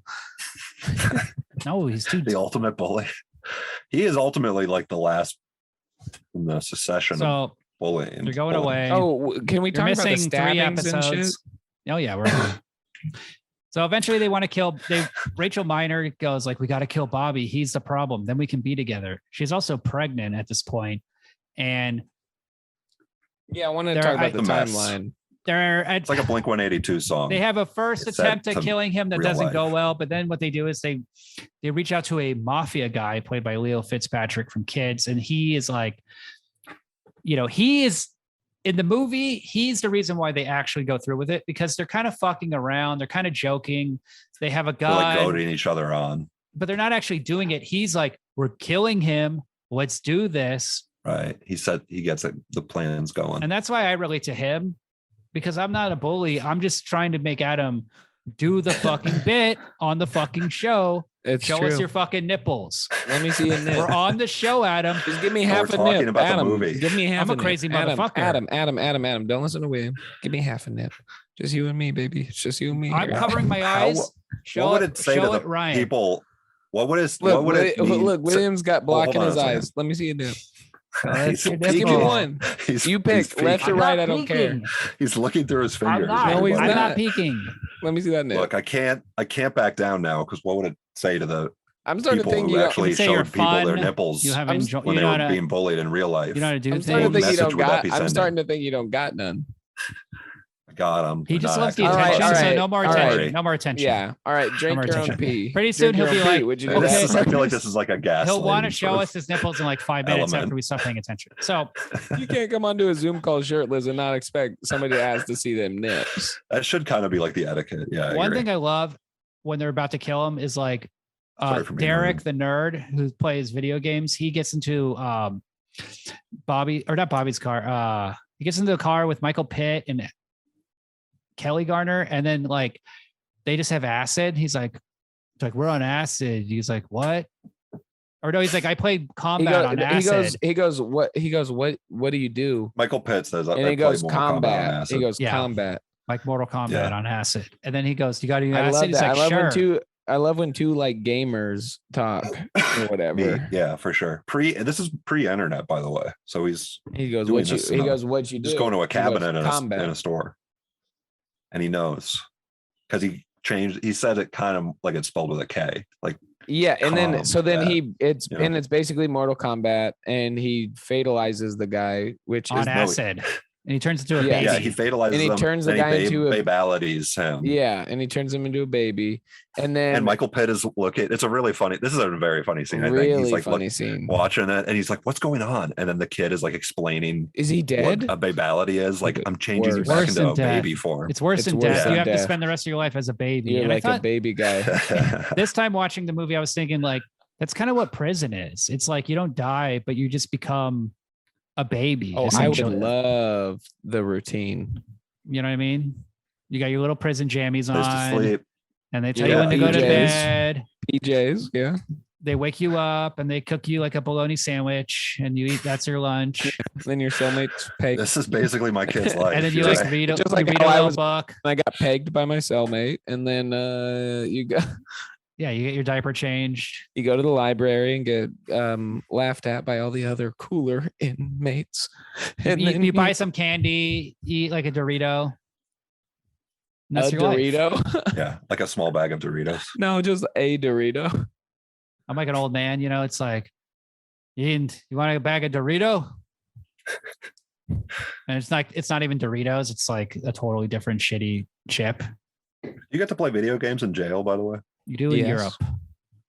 You do here too. The guy Anders Brecken if you're a white man like us, yeah, you got to do whatever the fuck you want. The guy with the highest body count ever for mass shooting, he complained that he didn't like playing PlayStation 2 in prison. He's like, I want a PlayStation 3 or like a PlayStation 4. I don't want to play PlayStation 2. And they got so you can play video games, but they're old, and that's a problem. Especially when you have life in prison. Can you play? Can you play Oculus in prison? How crazy would that be if you could just fucking have an Oculus? Then are you really in prison? Like a VR thing that you're strapped to or whatever. Is there a gaming center, like a gaming room in the metaverse? Adam, I couldn't prison in the metaverse. I can't it's something with your camera angle or something. I can't hear you, but if you could tilt your camera down a little bit. Yeah. He's laughing and having so much fun. He's just giggling. He's like, no, I'm not going to show you my nipples. Adam, you could make a gay porn of him. You could like really treat him like shit. And then he'll still be your friend afterwards and not even know you bullied him. Yeah, that's what dogs are. That's what unconditional love. It's like literally what a dog does. You could beat up a dog and it'll still come back to you. No, here's what the bullies will never know is that I've elevated above. Yeah, that's boring. We don't care. You don't participate. You don't get to do jokes. So they eventually get a gang together. There's a great scene where the camera spins in 360 degree. So they said, there's a hurricane coming. And so they had to shoot that. No, there's a really funny. No, I don't care. You don't get to talk because you don't participate. You know what I mean, Adam? When you participate. I'm not participating by showing you my nipple. Okay. You don't play along with us. You don't get to do bits. The bit should never be timeout. One of us showing each other's nipples by like coercion, like persistence. Just show us your nipple, bro, and this will all be over. Show us your tits. No. Show us your fucking tits. For the victims of nipple showing or whatever, I have to refuse. My girlfriend's peeking her in. She doesn't like me yelling. Calla, don't watch this part. Calla, please. Let's see that. And yeah, your girlfriend peeking and anyway, so they have to trying to get Adam to show she knows exactly what's going on. The kill scene is great. We're trying to get Adam to show people are joining the Zoom call. Let me dog out in those tits, Adam. Let me dog out in that. Damn, it's hot in the shed. Okay, like let me dog out on your 5.0. The health thing. It's hot in the shed. It's hot in the shed. Stand up. I gotta have a shirt. Stand up. Let me see your fucking nipples. Oh, I'm having. He thinks it's funny. I'm telling you, I'm abusing him, and he's just laughing uncontrollably. It's funny. It's funny. He beats me. He's mean to me. If it's literally you're Marty, bro. Look, my life is amazing. Okay, You're Marty. Am I Donnie? Life I live a proud life. Who cares?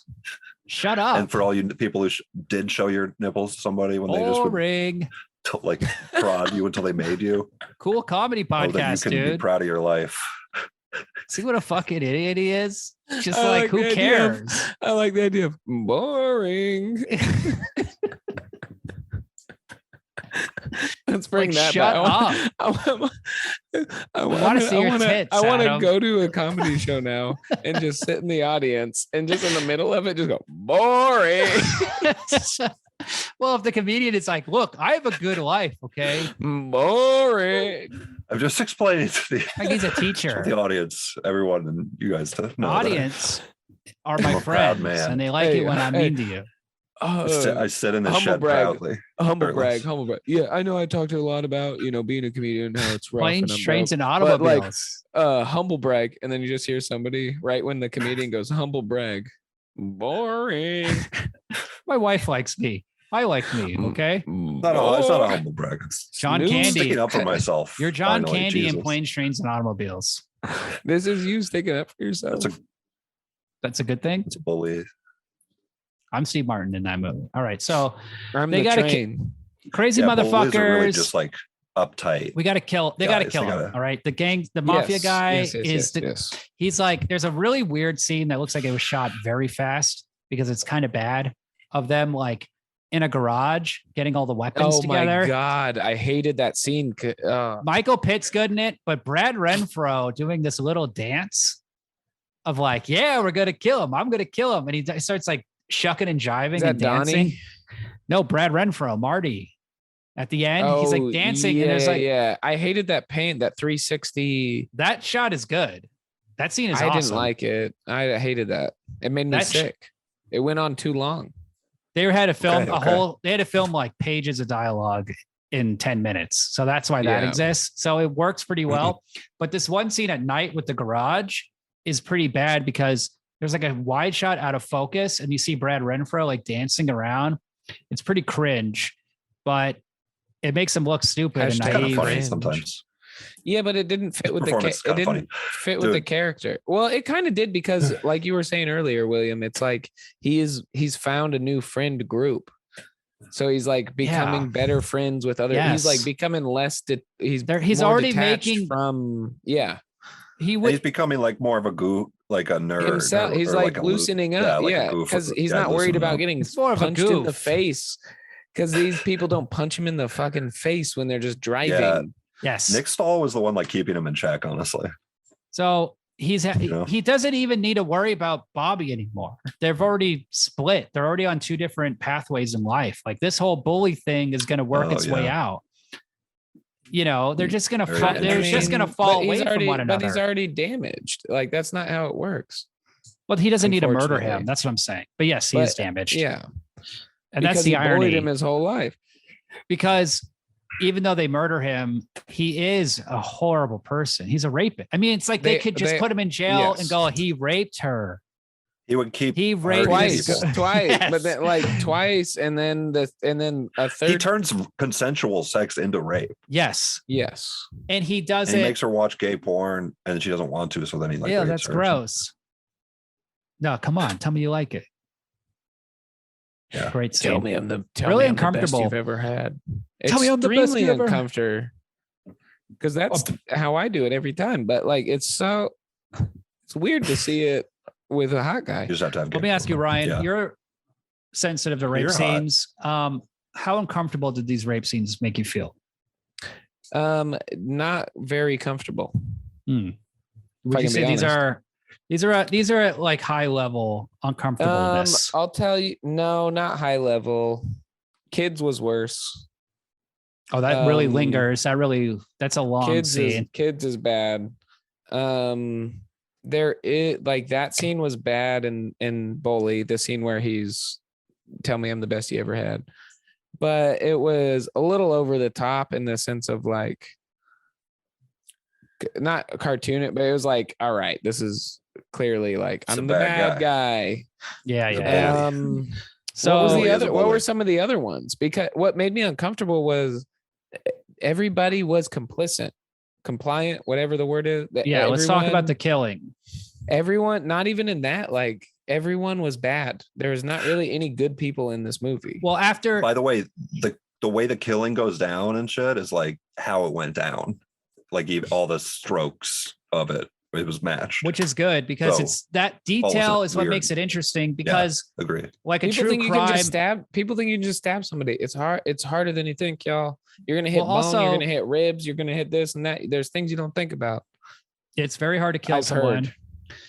It's messy. It's hard. It's difficult. It's close. But they have all these. They make everybody do like a little bit of the killing. It's like Michael Pitt stabs him in the back, and then like Brad Renfro stabs him a bunch, and he's asking Marty for help, and Marty's stabbing him. He's like, "I'm sorry, Marty. Whatever I did, I'm sorry." He's stabbing him. You know, his guts are out. He literally they pull his gut out. They cut his throat. They beat him in the head. And then immediately. Oh, and Nick Stahl is really good in this because it's like that's his best scene in the movie. I thought you don't get to participate. Why not? Because you don't participate with us when we do funny scenes. Like show us your tits. Just let me see that nipple. Give me a nip. If you just did it, I still deserve. We can move on. We almost did it. We almost got it. We almost did. Let me see that nip. It was just adjusting. Just show us really quick, and we can move on. Please. Just stand up real quick. Half a Please, sec. Can we just move on? No. Please. Never. I'm like so show us. Is it exhausted. Adam is experiencing what probably every person on AIM in 99 was dealing with. Let me just put the tip in. How so, Ryan? Just a tip. I just want to nip out. Just as a goof. Come on, Adam. As a goof. Show us as a goof. Nip out, tip in. Come on. We can't move on. I know how. Nip out, tip in. You don't get to participate. So then they women. At the end, the girls are crying. I love the scene because the girls are crying. The reality of what they're doing finally hits them. They're like, oh my God, this is like terrible. Like we're killing someone. Like they're freaking out. Derek, he takes off his shirt so he doesn't get blood on him, and he drops Bobby in the water, literally drowning him. He's supposed to be Mr. Cold. The whole drive over, he's like Mr. Cool, Mr. Cold, because of that Mortal Kombat thing. I beat up some. I took out some guys at the mall today. Yeah, I had to discipline them. You had to discipline. And it was literally he's talking about playing a video game, and it was those two kids. He was talking about moving those two kids away from the arcade. So, and then he's the first one to like. He's the first one to like crap his pants. It's funny too. Like a funny thing about I feel like just being in high school and shit is like you're in a car with like 4 people and one of them just doesn't have a shirt on, and you're just like everybody's like, what the fuck? Yeah, don't talk about boobs and nipples unless you honestly. I mean, this is disgusting. See how he likes the attention. Weird. You see how mistake. It's this weird Freudian. Put a fucking shirt on. Show us the nip. Put a shirt on, or let me see half. When you put the shirt on, show us your nips as you do it. I also have COVID, so I'm doing this. Just trying to be comfortable. You're shirtless. Drama queen. Okay, sympathy, maybe. So not wearing shirts when you have COVID cures it, or is this one of your new fucking things you're on? Well, I have to do it in the shed, and it's really hot in here. It's just tough to, withstand the boring. That's your life. Boring. Now you want to be interesting? Stand up, do a 360 twirl. Show us your nipple. That will make me interesting. Bend forward and spread your cheeks. I need to see you. I need to see you. Gross. See, this is exactly and I'm the one that's going to be like, gross. You're into this? Oh, no, gross. I'm the guy. This is the scene. Oh, you're you're the guy on the VHS. Ryan, what we do in private. Show us our little videos. So I love this scene where they kill him because movies, they make killing such a laissez-faire thing. They don't actually show like, holy fucking shit. This is something that most people never experience. And those who do, it's a huge fucking deal. Like this is, it's difficult. It's taxing. They're supposed to, they're all supposed to be quiet and work out their alibis.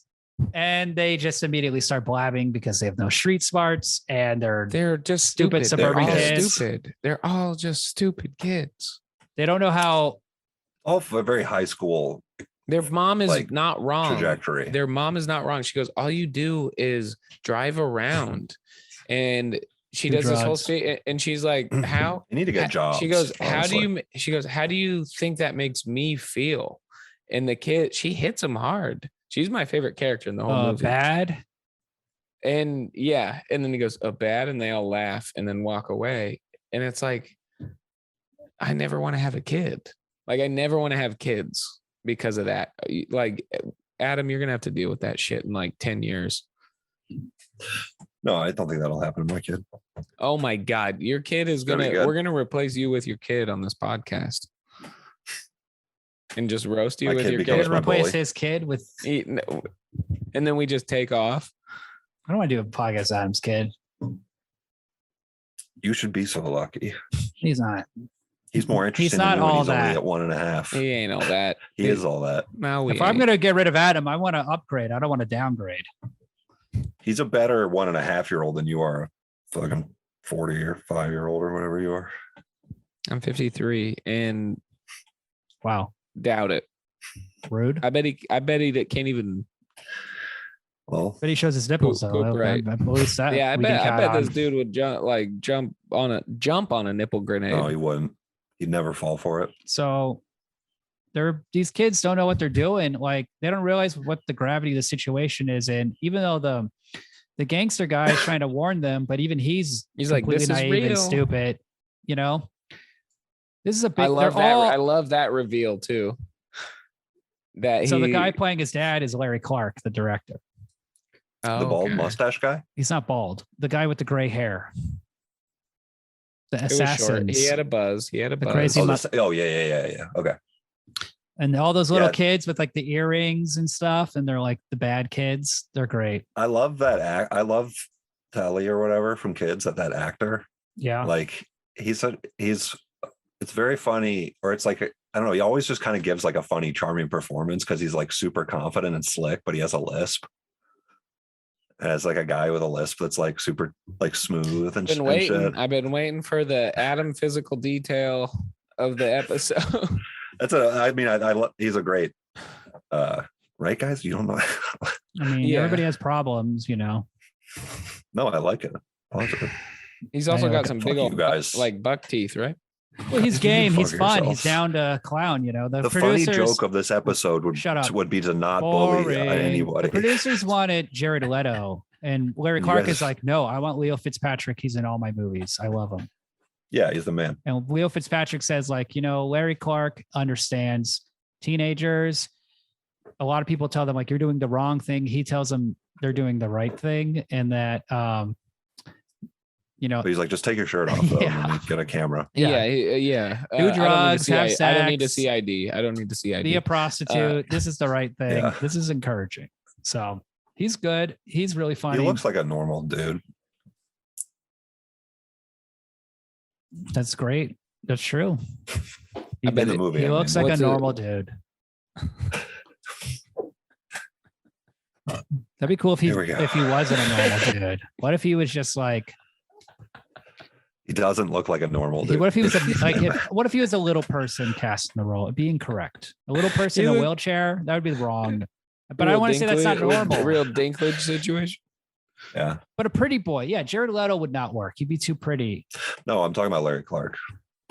What? I was just talking about Larry Clark. He looks like a normal dude. Yeah. Okay. That was the funny little. I was talking about Leo Fitzpatrick. Talking about Larry Clark. I was saying. So you don't think Larry Clark looks normal? This isn't my fault. Saying he looks like maybe a guy would pick up a camera and ask children to let him film them shirtless. And be like, this is my art. This is what teenagers want. The teenagers wanted this. This guy on the cover of the book, Tulsa with a gun. You think he's a creep? I was looking at Tulsa on Amazon. I don't know if you should be proud that you own that. It's a great book. Everybody look up Larry Clark's Tulsa. So these kids start blabbing. They get in trouble very quickly. They call the cops. They start talking to the cops, and they all get arrested. I love the scene where Marty knows he's going to get arrested. They basically like rat themselves out. Yes. Like they all just fucking panic and start telling everybody that they killed somebody immediately. Yeah, Everyone they go to friends. Like, of course they would, because they're kids. Yeah. Yeah, they're high schoolers.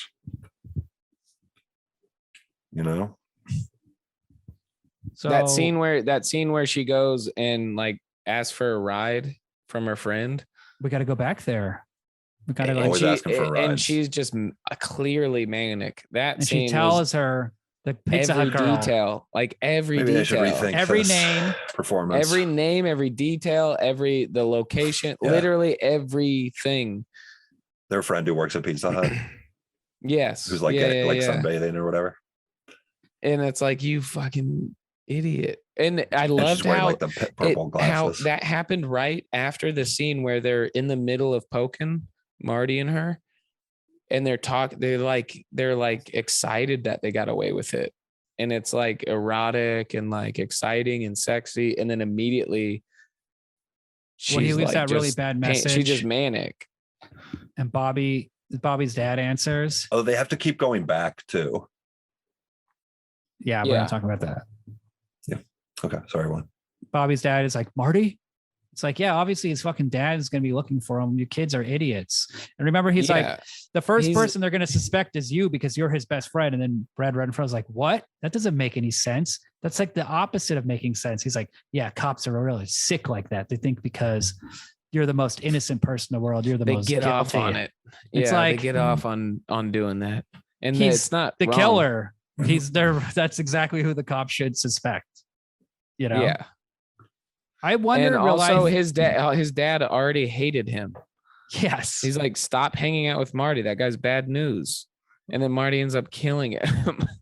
Even if they didn't confess, yeah, I'm saying his dad was really on his shit. Nobody's good in it. It's all just a bunch of dumb Florida kids. That's why it's so pointless. Literally, that they killed him. Exactly. All of it's pointless. And it all is true. It might be.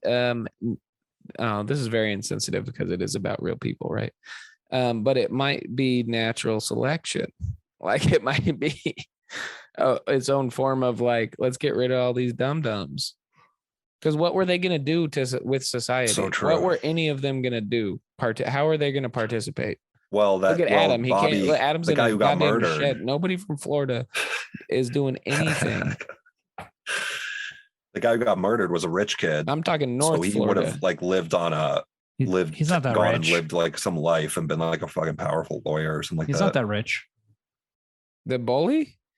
He's not. He doesn't live in a big house. When you actually see his house, he's like the richer his kid. Biggest dream was to open a fucking audio tent thing. Like, yeah, he was going to end up with 45 a year. Well, he just graduated like high school. See, you're that's Brad Renfro dropped out of high school. You're just that so was the joke too. Prejudice. He goes, I got B's. I got straight B's and a C. And she goes, oh my God. Like everybody's just like shook. Like he's the smartest dude in town. He's attractive. He's charming. He is. He has it all. Doesn't make Florida look great, honestly. Yeah. Well, it's not about Florida. It's about the suburbs. That's why she compares it to Brooklyn. I know, but Adam's from Florida, so I like making fun of it. I know, but it is also like very. No, you know what? Are you from Florida? I saw Riff Raff's nipple today on a TikTok, and you won't That's even. True. You won't even show me one. Adam is just like, Adam moved to LA to make it in the entertainment industry.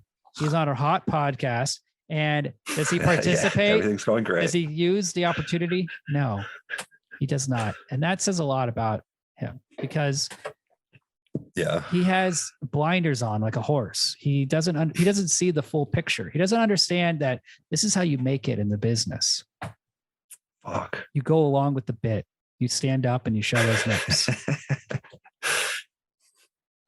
The bit is that you show your nipples, not that you refuse to show your nipples. That's the opposite. Ryan's making like licking and biting. He looks like a Tex Avery character. Ryan looks like the Mask right now. He has a wolf face. His tongue is out.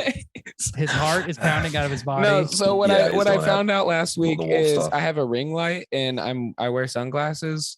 And you can see it, and it looks like pupils. It looks like a Puff Daddy video. Like robotic pupil, like early aughts look like a ghost. MTV video, but every time I do it, it's literally what you were talking about. Adam's like a baby with keys, with car keys, and every time I do it now, he just completely gets distracted by me making faces. There's a great scene where Marty it is funny looking. Takes his earring off. So your face is short. And puts his earring on his little brother and then hugs him. I love this their big scene. moment because he knows he's going away. Love the scene. He gives it, yeah. HBO when they made Euphoria, they fucking never wear shirts either. That family never wears shirts. It's hot. It's really hot. We want to show Florida shit in July. They were like on Euphoria. The executives were like, "We want to show like Bully." That's how it is, which is pretty dope. So they did what? Say that again. When Euphoria was being made, HBO was like, "We want a high school show like Bully," and there's a lot of parallel. There's a lot of influence of Bully into Euphoria. Of course, it's way less creepy, but there's a lot of similarities. It's kind of doesn't creepy. have that pedophile's touch. Well, there's a pedophile in the show, but also it has it's not directed by a pedophile. Yeah. He doesn't just put the nuance that a pedophile. He wouldn't just put the camera on a character's nipple. It's just to show them. It's pretty obvious. It's somebody trying to pass as a pedophile. It's pedoposer. Pedopose. Yeah. They go door to door around. They go door to. Hold on, Adam. They go door to door, and they go, "Hey, I'm going to be honest with you. I'm not actually a pedophile, but I'm going around telling people I'm a pedophile just because I'm working on this movie. So I am not a pedophile." Yeah, I bet if you and they just had to do that for no reason. Yeah, I bet if you had to do that when you moved into like a new neighborhood, you maybe try to like mess with their mind, take them into like a mind maze. Somebody I know used to do a joke that was like, "Is that what you do to us every week?" Hey, no, I'm gonna do someone else's joke, and I'm sorry, I can't credit them. It's like Danny Palumbo or somebody, but they're like, you don't have to actually be a pedophile to go around your neighborhood and knock on all the doors and say that you are, and then never have to deal with your neighbors again. It's funny. Yeah, it'd be something like Jerry would do. You don't have to be registered. Jerry Seinfeld. Yeah. Like the kiss hello thing. Why do you always bring up? Why do you always bring up Seinfeld? And you always bring up both of you do this. You bring up. That's Seinfeld what I watch when I get my fucking Simpsons. zaps. I watch Seinfeld every time I get my zaps. Don't watch something different because now you're already like, my brain is just like pulsating with Seinfeld. Turn into Jerry Seinfeld. So yeah. Also, don't just call him Jerry. That's like the lamest shit in the world. Like, that's like what Jerry would do. One to me. Just like my good friend Jerry. That's what my boy Jerry would do. Oh my God, I was just talking to my guy Jerry the other day, and that's some shit we fuck around with, dude. You gotta meet Jerry. You'd love to get brunch with me and Jerry. So these kids get in trouble. The cops come. The cop who arrests Marty is the real cop who arrested the real guy. He has a mustache. He's a really bad actor. Too into that role. He looks into the camera early. Like I'm like immediately he looked directly into the camera. Then looks away. Then looks into the camera. And the POV shot. And that's the best take. They said they were in such a rush. They shot this movie in 21 days. Jeez, what? And they were supposed to shoot in 40 days, and they just kept losing time. Mm-hmm. Yeah. So damn, Lionsgate really cut their budget. But then the great scene of when the Fat Boy Slim is playing and they're in the courtroom is awesome, and they're all tied up and they're all arguing. Yes, and the entire courtroom is just watching them like, what the fuck? Like you guys are just incriminating yourself. They're literally just talking about the crime again. You're the one that fucking I barely stabbed him. Da, da, da, da. Yeah. Well, they're fucking idiots. They think they that grow up. They're stupid. They think that they got a lot of growing up to do. They argue over who did the actual killing blow. It's like, no, I just stabbed him once, and then those guys killed him. Or they're literally wanting to bring that up. They're confessing the most deep, just like she did to her friend. Yes. They don't know anything about like murder courts or what police care about. Like They just can't stop themselves from from arguing. And Rachel Miner's pregnant. That's a funny detail. And then when they cut to their sentences and they're just like laughing and having fun and like still frames, and it's like, 20 years in prison, wife in prison. That was a good, I like that. Death by electrocution. It's like, I think the one of the best strengths of this movie is that the last hour is really focused and works really well, especially the ending. I mean, the whole thing is just like, it clicks into place. Like a lot of the stuff in the first half hour, all the shocking stuff, all the rape scenes, it's like it's so unpleasant that as an audience member, it does make you want to bail. Like I get people bailing on this movie or being like, I'm not into this. Yeah, I didn't like it at the beginning. I was texting you guys and I was like, I don't like this. It took about 30 minutes it just seemed like it was going to be that, but then it does all click. Like you said, it all comes together. And it's not easy to do this because what he's doing are group scenes with like 4 people, 5 people, 7 people. And that's the hardest shit to direct. Directors fuck that up all the time. Like most scenes in a movie are 2 people. And like, and these are like long conversation scenes, like monologue scenes, not necessarily monologues, but. Well, it also goes to show you that like, when everybody's a defined character and just does their character trait, that's all you need in a movie. That's all you need in any performance, right? Like, yes, you don't need a bunch of plot points and a bunch of dialogue helps, though. That helps. This is the Avengers before the Avengers. These are the Avengers of stoners. You know what I mean? Drug addicts. No, it's like casting though, like because you were saying like it's their incredible casting. Yeah, well, the actors are crazier than the characters. Yeah, so it's like that makes that sort of improving stuff easy. It did. Yeah, it did. If they're like toning it down instead of trying to expand. What if it was Haley Joel Osment, Macaulay Culkin, Freddie Highmore? It'd be a completely Freddie different Highmore, movie. the kid from The Kid. He's Disney's The Kid with Bruce Willis. No, that's Spencer Breslin. That was one of my one. I really hated. What about Jonathan Brandis? Good actor. Jonathan Brandis. R.I.P. That's a name. What about Jonathan Taylor Thomas as? He'd be the bully. Disney's The Bully. Disney's The Bully. Like the Adventures of Bully. Starring Wilson from Home Improvement. Jonathan Taylor Thomas could come back, I think. Have you seen him lately? Lead in like an A-list. Have you seen it? He got Me Too'd or something, didn't he? I saw him. What's his deal? Oh, he did. I saw him at the horse track years ago. It's true. What the? He looked like he was doing okay. What were you doing? He's just sucking off a horse track. And then he's like, "Hey, I think JTT wants next." Yeah, was he? Is that Jonathan Taylor Thomas? Was he working? And JTT was like, "Oh, he was fucking betting, and he was wearing like dresser. Was he stressed? He's dressery just like clothes, ripping up dressier, tickets, ripping up bids. Just like listen to this like hillbilly white trash yokel describe another human more dressed up. Like what? I was. How was he dressed up? Suit? He's wearing an open white button down like business shirt with like a white t-shirt, like clean white t-shirt underneath, and then like dress office pants. Wow. He was at work, Sounds like he was working. Like, he was at work. Or like he was not that he was at work, coat? but he was like listen to this yokel. What kind of hat? What kind of hat? No coat. He wasn't wearing like a trilby. Like a top hat. Like a trilby. No, he was just like looks like, I don't know why he was dressed that way. It is kind of bizarre, I guess. What kind of shoes? But like black leather shoes. What kind of laces? Shined. Is any of this true? Shiny laces? Ryan, do you think any of this is accurate or believable? It is. Do you even think that was JTT? I don't know.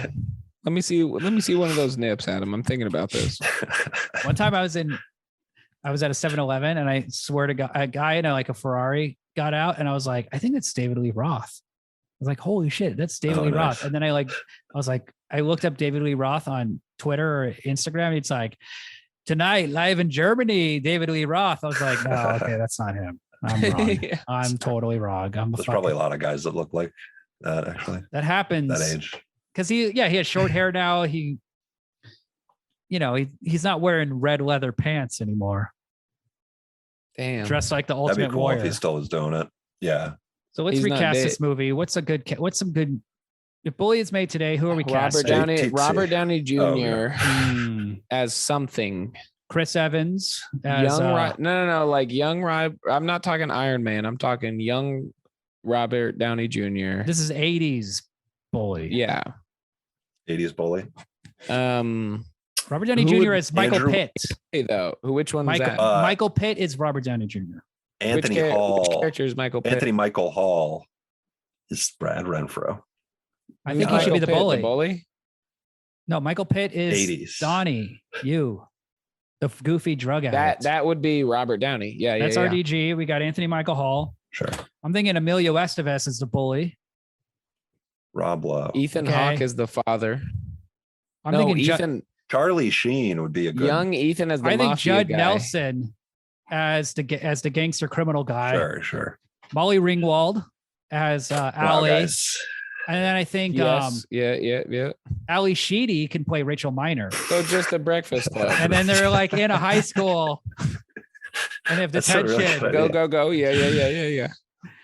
And they so here's the murdering their bully. They just spawned and formed friendship. Yeah, they write an essay. William, here's a problem with this. Here's the problem is this is all based in Florida, and kids don't go to high school in Florida. They're a bunch of dumb idiots. In the 80s, I say we said in Chicago, a suburb of Chicago. Oh, okay. Oh, yeah. A little tears or a little in a wealthy Chicago suburb. Also, if you're listening and you're born, if you're listening to this, you're born and raised in Florida, you're a dumb idiot. Guys, Ryan County and William Mendoza are their names. Come at me, bro. Who's the most famous Floridian? You're not. You're not. And it's unfortunate. It's not your fault. The most famous Floridian, Hulk Hogan. That's like your.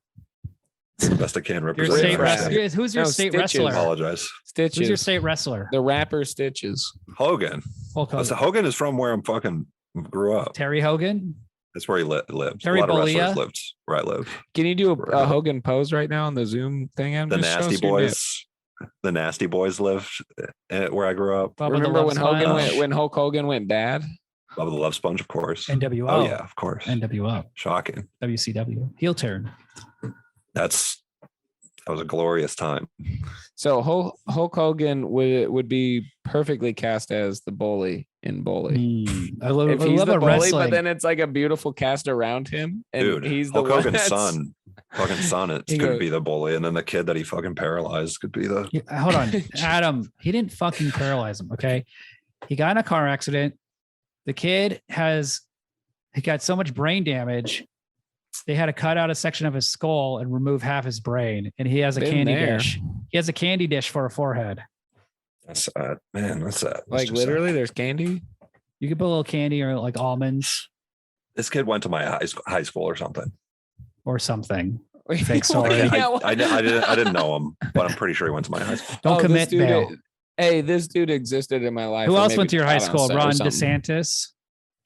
Actually, yes. Oh, everybody in Florida goes to Adams High School. Hold on. Apparently, he was like a little shit, like little asshole kid. Hold on. He wore suits too. So, which is a weird thing, but I might not be remembering that right. We got our knives out. Ryan and I have both our knives out. Potentially, Adam could have one of Hulk Hogan's grandkids. His wife does look like Hulk Hogan. Could have gone to the same high school as Adam or something, and watched Adam, witnessed Adam drink pee out of a Gatorade bottle. Hogan could have witnessed that, is what Adam's just saying. Don't stop trying to like put that in as many episodes as you can. It's every you drink a little pee. It was funny as a bit. Remember? I did it to make my friends laugh. To make your friends laugh. But now I'm getting new information. And show us your nipples. Hogan could have. I did a lot of growing up since then. Since I drank my own piss. He says he's in a shed with a Halloween painting in the background and Trash bag hanging on the wall. You move to LA, you come out to I don't know what you're Hollywood, gonna do with the and you video feed. don't want to participate. William has like weird pictures of me and shit, like that he like shows me sometimes. I believe it. I believe it. So I don't want to like give him. I think it's cool that a man has opportunity to screen grab the spinal cord of a candy cane. I think that's a cool thing. Yeah, take just a photo. It's not like anybody's gonna take a photo or anything. Just fucking do it. Just gonna get a nip. My posture's gotten a lot better. You've worked on your posture, but your second movie poster is making fun of your posture, right? It's like that's true. That was like Adam's really thing, like, hey, I'm the guy with bad posture. I like slouch. I just like I was watching. What is this movie poster? Paperback. He has like a slouchy back. So now Adam's a workout dude. Should be he's slouchy buff. Back. Called the movie. I'm trying to not age terribly and like hurt all the time. Good. Do you think paperback? I'm doing it. Stand up. Show us your show us your success. No, show us your development. Show it to us. I got hooked in. Show us how well you. Let me see that posture. I love a guy with good posture. I'm proud of you. Could you rename paperback to slouchy back? Yeah. Okay. Sure. Or a candy cane back. I'll do what I can. That seems a little, derisive. I don't care for that, honestly. Candy cane man. That'd be cool. We should rebrand your movie. It's a cool idea. I like right? this one. You got one where it's like Photoshop your face onto a new. You got like photo and make it a Christmas movie. A book coming out of your head. Oh yeah, I didn't design that, or I had no say in that. That's good. That's the one that pops up. Oh yeah, that one. That's the cool one. That's the pizza one. Yeah. So pizza on it. What did we learn? What's the moral bully? What does this movie tell us? Fucking kill the witnesses. I mean, that's a good idea. If assassin killed them all, fucking keep your mouth shut. That's the lesson. Honestly, like fucking. Just don't. There's so many messages. Why bully? I don't know why did that guy's dad bully him? Everybody was getting bullied. He had sex a lot. The importance of a positive male role model. That's what these kids need in a job, real job. No, too much free time. Sure. You're hanging out with this kid because he give you. He was a sociopath, Adam. That's like a brain disorder. If you don't give your kids a car, they'll hang out with the wrong crowd. Yeah. You got to be give rich. Your kids whatever they want. You got to keep your kids away from the scum. You know what I mean? That's true. It's hard because that's expensive. I mean, the idea of buying your kid a car, drive away in that fucking Mustang, a topless Mustang, a dog out in the 5.0. What is dogging out? Have you guys dogged out? I've never got to do Adam, this. what's dogging out? Is that a Florida thing? You just drive in the mud? You guys never done it? Is that when you kiss a dog? I would always get no. You suck a horse dick and you go, JTT, you want a dog out? I would do it too. It was no big deal. That happened to me a lot. That when you fuck a dog? No. Adam saw JTT at the horse really track. Cool thing. And he's like he's like naked, like running with the horses, just looking up at the audience. He's like, that's JTT. There's like a guy riding at him. You know me. I said, that's JTT. Yeah, you know me. There's like a little Spanish man riding at him, kicking him in the legs, whipping him with it. He's like, damn.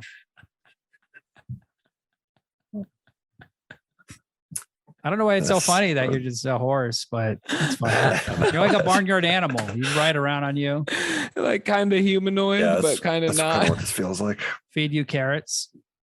You just got like 7 nipples. Don't deserve human dignity here. Just getting whipped by one of those little horse whips on your bare ass. And JTT is like yelling at you. I'm a beast of burden. He's like, come on. Come on. And he's yelling. You put everything on me. He's yelling. The home improvement noise is the only thing that gets you going. That's your carrot on a stick, so to speak. The older brother from Home Improvement, he was a bully in a few movies, right? Was he in Cop and a Half? No, that's the kid. That's another kid.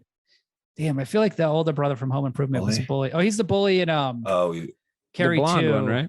Yeah, Carrie 2, the Brad Rage or whatever. Dude, Jonathan Taylor Thomas. You're attracted to him. What happened to him? Was he a bad boy too? He's short. He can't be a leading man. He was a child actor who never grew. He had I'll Be Home for Christmas. That movie's sick. That movie is sick. I'll Be Home from Christmas. Yeah. Man of the House with Chevy Chase. That's good. Of course. But hey, look, JTT's alive. You can't say that for Brad Renfro. Oh my God, JTT's a hunk today. He also acts a lot with Tim Allen. He looks like oh God, he looks like that comedian. All of them. He's wearing glasses. Yeah, but he's got a big ass forehead. Chris Gethard. Yes, Chris Gethard is exactly who I was thinking of. He looks just like Chris Gethard. Yeah, a lot of child actors I think grow up to have big heads, like physically big heads, and that's what like Haley Joel. Sorry, buddy. I hung out with him. Remember we were at a birthday party or going away party with Haley Joel Osment and Barbara. Yes. Yeah. I was there and Whit was there. Yeah. That's the cool thing about LA. That's all that happened. That's all that happened. We were there. Yeah, a fun LA. We're just name dropping it. Haley Joel and and Little Dicky. I did a shot with Haley Joel Osment in the same room as Little Dicky, and I didn't. And I just picked you guys up that night. I think I smoked a joint with Nick Kroll. Things like that. I got pegged. Isn't his dad like a fucking investment banker or something on Wall Street? Who fucking cares? Adam, stand up real quick. Shut up. Tell us something you know. So is yours. Stand up. Tell us something you know. I think that's true. Stifler's dad is an investment banker. Sean William Scott. Is that what you said? Whose dad? Nick Kroll's. Nick Kroll's dad is an investment banker, and that's bad. Some very rich, like Manhattan guy. So I don't know. It's not cool. Do you think that gave him a leg up in the entertainment industry or something? Yeah, having a bunch of money. Damn, I'm just bringing it up. Why are you getting so defensive, William? Yeah, you're gonna look like an idiot, William, in 10 years when this is the new Cosby case. When he next time he sees me after that time we smoked a joint 12 years ago, he's gonna be like, "Oh, hey, what's up, Will? What are you doing? Want to hang out? Have lunch with us?" Your best friend. Me, him, Aziz, all the cool comedians. The product of what's it fucking called? Nepotism, generational wealth, or something. You think it's funny? Adam thinks I'm rich when my dad was a homeless drug addict. I'm talking about Nick Kroll. Nick Kroll's a great guy. I would love to hang out with him. Putting this out in the world. It's on my dream board. Let's rate it. Let's rate this sucker. What's your rating, boy? 4. It's a little repetitive. I think it should be like a 90-minute movie and be like great. But it also that repetitiveness. It's like they're talking so much. This is my. You don't even show your nipples. You expect me to care, William? If you're gonna talk like this, you gotta say you're my best friend, though, right? You know that, right? You're my best friend, though, right? You know that. I wanted to say that. I forgot about that. This feels a little weird, but it's true to what like high schoolers are like. They would fucking go on and on about this thing and not do it and talk and have to get rides to somebody's. Never mind. 4. He's talking about the whole movie. He's talking about the whole movie. It's very weird. You can't press Adam to give you a specific example of anything.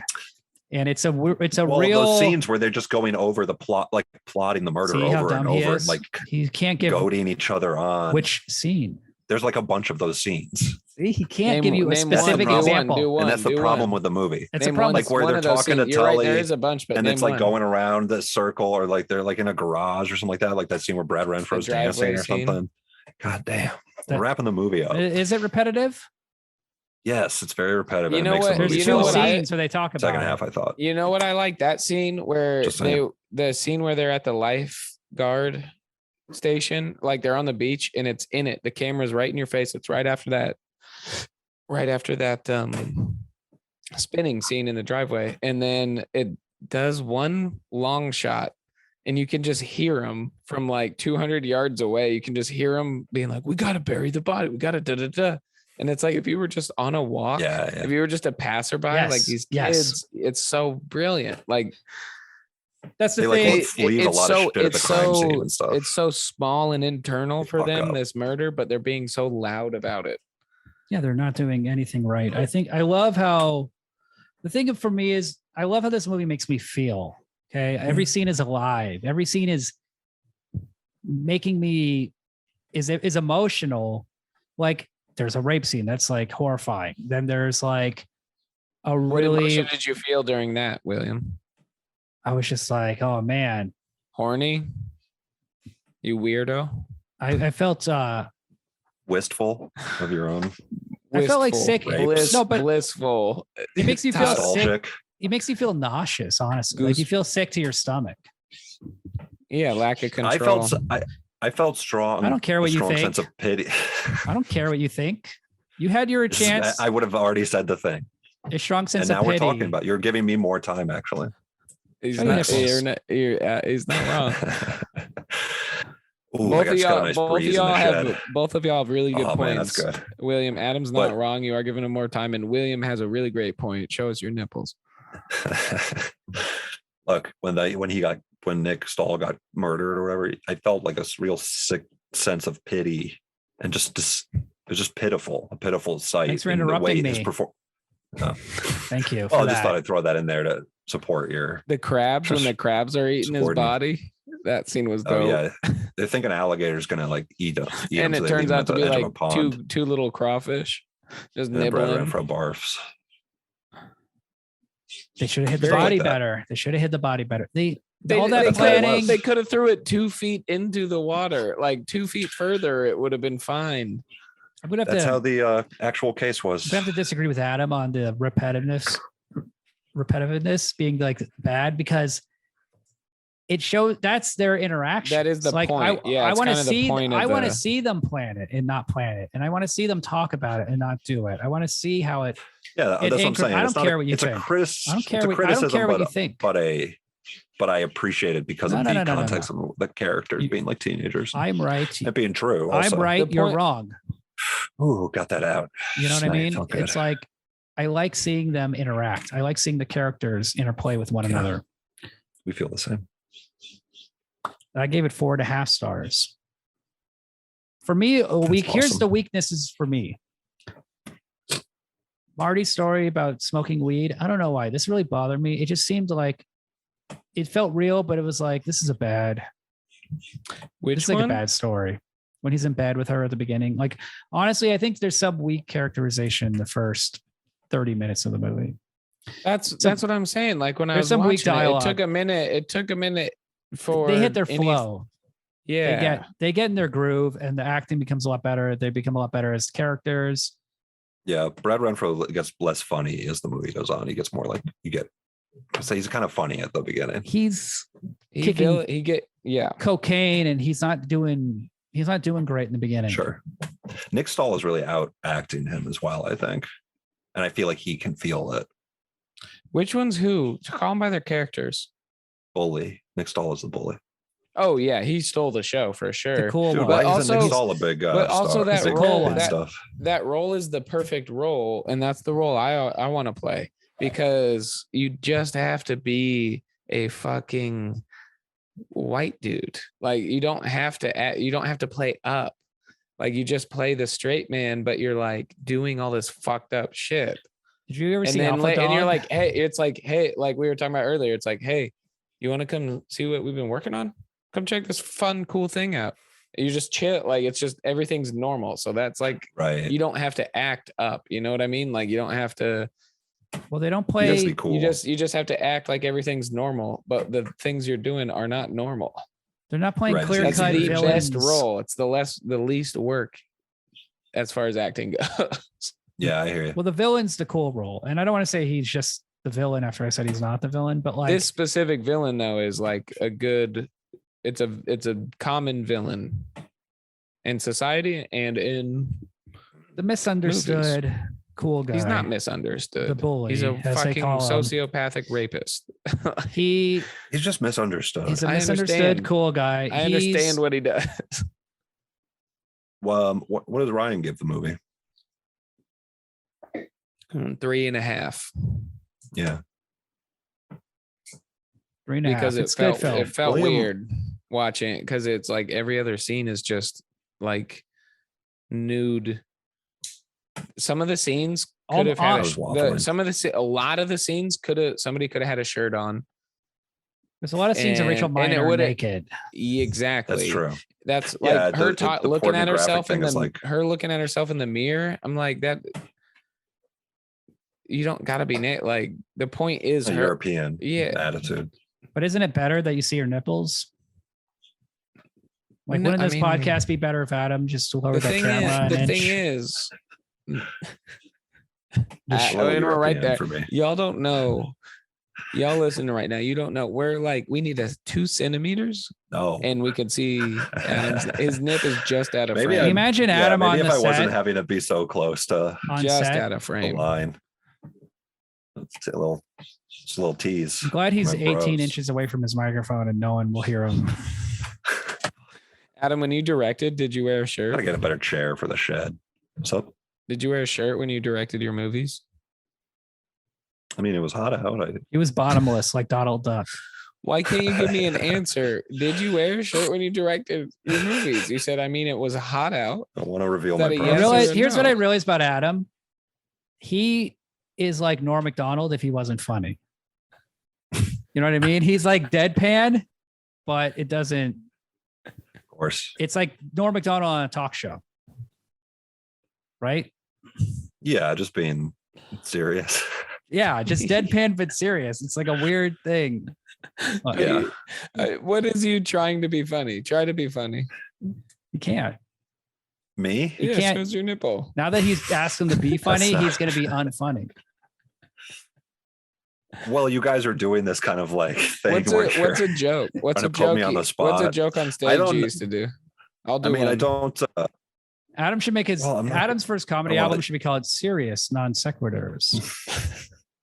Seriously though, Just like And you turn it on, and it just fuck sounds you like guys, man. it sounds like a white This is noise.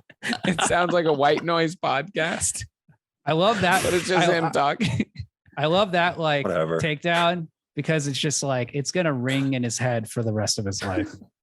It's just never gonna go away. I've just that was like a Tetris block. That's just like all the lines in his brain just got cleared, and that there's nothing else but that. Joke's on you. I wasn't listening. But look, no one's as funny I as Norm got Macdonald. distracted and I wasn't listening. No big deal. No one's as funny as him. Amen. Oh You ever Lord! see him on Conan O'Brien? Hilarious. So what the hell? You guys are What such is the theme? dickheads. What is the theme of this movie? What is the theme of this month? The joke of this episode was no bully. Shut up. You don't tell us what to Everybody would have do. appreciated that. Tell us Adam, what to do. okay, Adam. Conceptual comedy. Think of every Yeah. time a kid walked into a school and said, "You know what? I just want bullying to end." And how many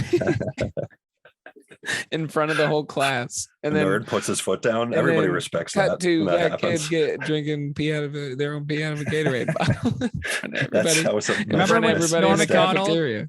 Went to the roast and didn't roast the He guy. read Bob the Saget. newspaper. Yeah. Bob Saget. Yeah. He said the nice thing. Mhm. He did a roast without roasting.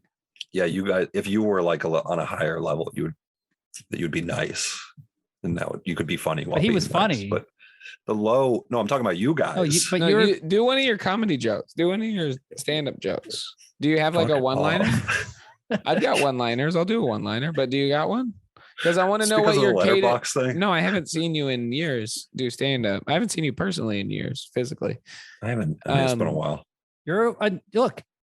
An I'm a different unfunny man. Norm Macdonald. But you're That's- funny. You're funny I on don't, stage. what am I getting? What am Yeah, I? you guys are right. What am I getting wrong? Nothing. You're right, William.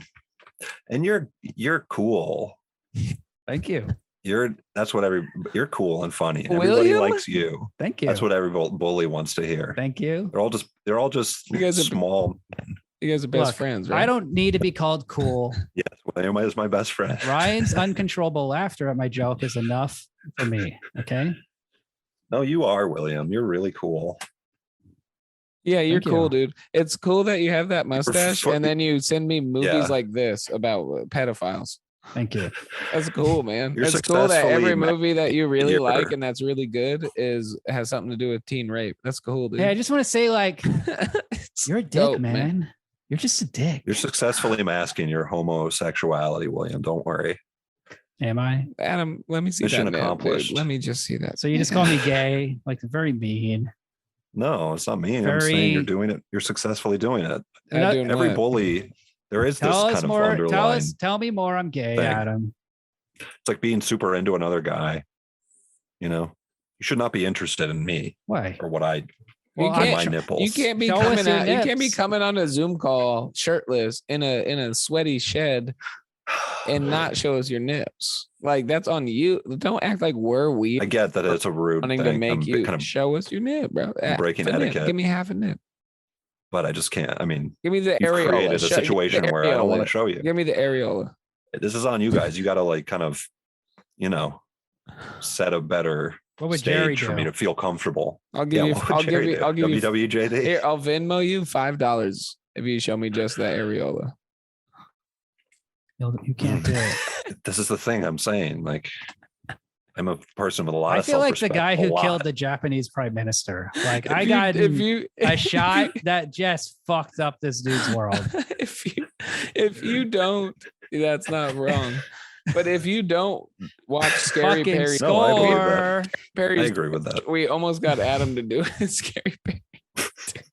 $5, bro. $5 for just the rim of the area. You didn't almost get me. You thought never been a moment where this has been close to fucking happening. Okay. Not that. I'm saying you're $10. The Norm Macdonald joke. That one was. That was Ryan. That was the assassination. Yeah, you're very funny, William. Yeah, you're just like your hero, Rich Voss. I love Rich Voss. A verbal pat on the back. You're good. Rich Voss Rich Voss sucks. You're the shocking. Is he the bulldog? What does he call himself? Oh, that's the bulldog of comedy. That guy is Rich Voss. No, Bobby. I'm thinking of this guy. I don't know Rich Voss. Bulldog of comedy. They're similar. Yeah. They're both New Jersey road hacks. What the fuck? He got canceled. That dude, I worked with that dude so many times. What the fuck? Comedy got canceled. Bobby Slayton. Bobby Slayton. What if Bobby Slayton was the bully? Him and I worked with him, and I was like 19, and it was like some fucking small town in Nebraska, and I remember talking to him, and I was like, man,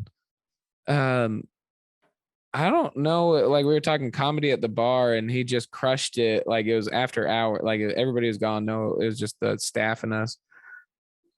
And I was like, man, I don't know if that's like cool to talk about or to talk like you are. And he was like, well, what was he saying? He's just very offensive on stage and not in a funny way. That's his thing. He has like Chinese. He's racist. People. He's super racist. Right? He's transphobic. He's everything. He's like just funny. He's and not, good. But he's not. It can be funny and good, but he was just never. Did he call like people retarded? And then he got canceled for something. Yeah, he got canceled for something like that, and then doubled down. But also, he was never funny. It's a tough spot for a and comic he was to be an in. absolute asshole at most of the clubs he went That's to. cool.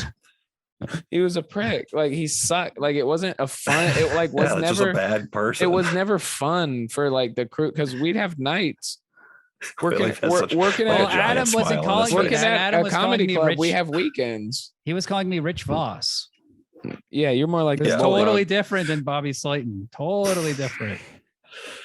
Two New Jersey road hacks. No, Rich Voss is a legend. I love Rich Voss. Oh, Rich Voss is dope. Yeah. He's like if the Punisher didn't start Rich Voss if he got would be Marty up, cool. Rich Voss is if instead Frank Castle, after his entire family got murdered on the beach, instead of becoming the Punisher, he just started doing stand-up. That's Rich Voss. That's what he looks like. Cool guy. Damn. In his Wikipedia, the first page. Look at the first picture. Yeah, I love him. They call him the Punisher. He's a tall dwarf. That's his joke. The joke about him. Yeah, Patrice had a funny thing on a Tough Crowd clip where he goes, Rich Voss comes out shirtless, and Patrice goes, "It looks like he has a thorax." And he's like, Patrice O'Neill. Trying to. Wait, Adam, why he feels like he's why cool. do you call these legendary comics by their first name? Jerry Patrice, Jerry Patrice, Bobby. These are all my friends. My buddy Patrice. Everybody on the wall at one the time. Improv. My buddy Patrice said. Well, there's no other comedian named Patrice. Yeah, there's no other human named Patrice. These are my friends. There's the people on TV Patrice, are my friends. There's Patrice O'Neill and then some 88-year-old Irish lady named Patrice. My real friends are people on TV that bully people who aren't me and make jokes about people who aren't me. What? Those are my real friends. Because in real life, my friends bully me. Say that again. I just I really appreciate when somebody is bullying somebody who's not me. So I really like it seeing that on TV. You have a good roast. You love a roast. Yeah, I love roast because watching roast is Adam, very cathartic for me. I don't understand. He's hot. Leave him alone. Let me get out of this. He's hot. He's tired. Sit in silence, you assholes. He misses his I'm family. really high on COVID. But we were just having a pleasant conversation where we weren't going away. You're going away for 2 weeks. Like, let's get the Adam. We're getting the Adam jokes in. Episode. Ryan and I have to talk about vortex of bullying. Ernest goes to jail. Or goes to camp or whatever without. But Adam, we were just not bullying you and we all were on the same lane, same conversation. Yeah, I know. I got it. I saw it too. Asking for it, man. And then you said, I was watching it from the outside like a car wreck. You said some dumbass shit and you didn't even show a nip. Brad Renfro kind of is like me, honestly. Like he's rapping to the song and he's missing the lyrics and shit. And like just being a goober. You are going. So yeah, you want to punch him in the face twice. You're going away. You got work. So you're going away. Family commitments. Can we get? And you're going. You're going to be. Are you going to be on a beach? Are you going to be tanning? You're going to be. Oh yeah. So let's see your tan now, no. And then let's see your tan when you get back. So stand up. Let's see your shirtless body, shirtless torso. I don't think you're going to be back for that third episode. There's a lot of flight delays right now. It just seems very risky that you'll make it. So I'm thinking you're gone for 3 weeks. We'll see how you motherfuckers do without me. See how you like it. We're gonna have to challenge ourselves to be this funny. It's tough. It's hard. Because we don't have a through line to make fun of. I'm so tired. Because we're both completely dead inside, and we just don't know what to do without you. That's why I'm sad you're leaving. That's really sweet. I'm the mafia man. Yeah. We just talk about the movie. We're like, oh yeah, Ernest had. Do you know the mafia man? Ernest. Oh yeah, fuck. Has turtles on little parachutes. Damn, I'm bummed to be missing Ernest. I'm not. You're gonna be living it, man. Maybe. Here's my joke for next week. Is Ernest living that Ernest lifestyle, y'all? You think Ernest is? No, he's like a meth head. That's my problem. No, he's just chain smoker. Isn't he a meth head? He died from lung cancer. He looks like you, Ryan. Oh, dude. In like 10 years. A little gray hat, tan hat. Oh, I got a new hat. I went to a Mexican restaurant, got a Mexican martini, spent $35 on a new hat. And then you threw up. Did you throw up while wearing the hat? Look at that sucker. Did you throw up while wearing the hat? Looks like a hat like Rodney Dangerfield. No, I threw up in the bathroom with Dad. Caddyshack. Because you only drank a smoothie. No, as my roommate, I just talked to my roommate a minute ago. Was it good tequila you were drinking or bad tequila? Yeah. No, it was good. It's Isolito or something. It was mid-grade. Nice. Not showing off. But tequila's the best liquor. Yeah, I haven't puked in a minute though. I agree. Oh, I changed my mind. I changed my mind. Puking sucks. I puked a little while ago. Gin is the best liquor. Hey, wait. What do you mean a while ago, Adam? Did you puke today? No. Is this why you're Remember I got like food poisoning. There's just a pile of puke at the bottom of at the foot of his toe shoes right now. Not wearing toe shoes. Puking is awesome. I was talking away from the mic when I said it feels good, but it was not I did not expect it. That sucks, dude. Well, so Ernest is next. Ernest goes to camp. Adam's gonna be gone for a minute. Let's see what happens. Well, are we gonna get Mike on one of these? I really miss you guys. Who knows? We'll probably just record for 20 minutes and just half-ass it. Maybe we can do No, you 2 guys in are one gonna have day. fun. That might be No, awesome. we'll probably knock me, it out the in bad 20 minutes person, and be me, like, oh, won't be there. it's crazy how short these episodes can be without the distraction of We got to be funny without Adam. Adam's shirtless body. We got to tell. Yeah, motherfuckers. We got to dig deep. We can't just make fun See of what you got. See what you're really made of. We could get Scary Perry, maybe. We probably have to pay him. Yeah, like $5. That would be awesome, honestly. No, way I think more. what happens to Scary Perry is wrong.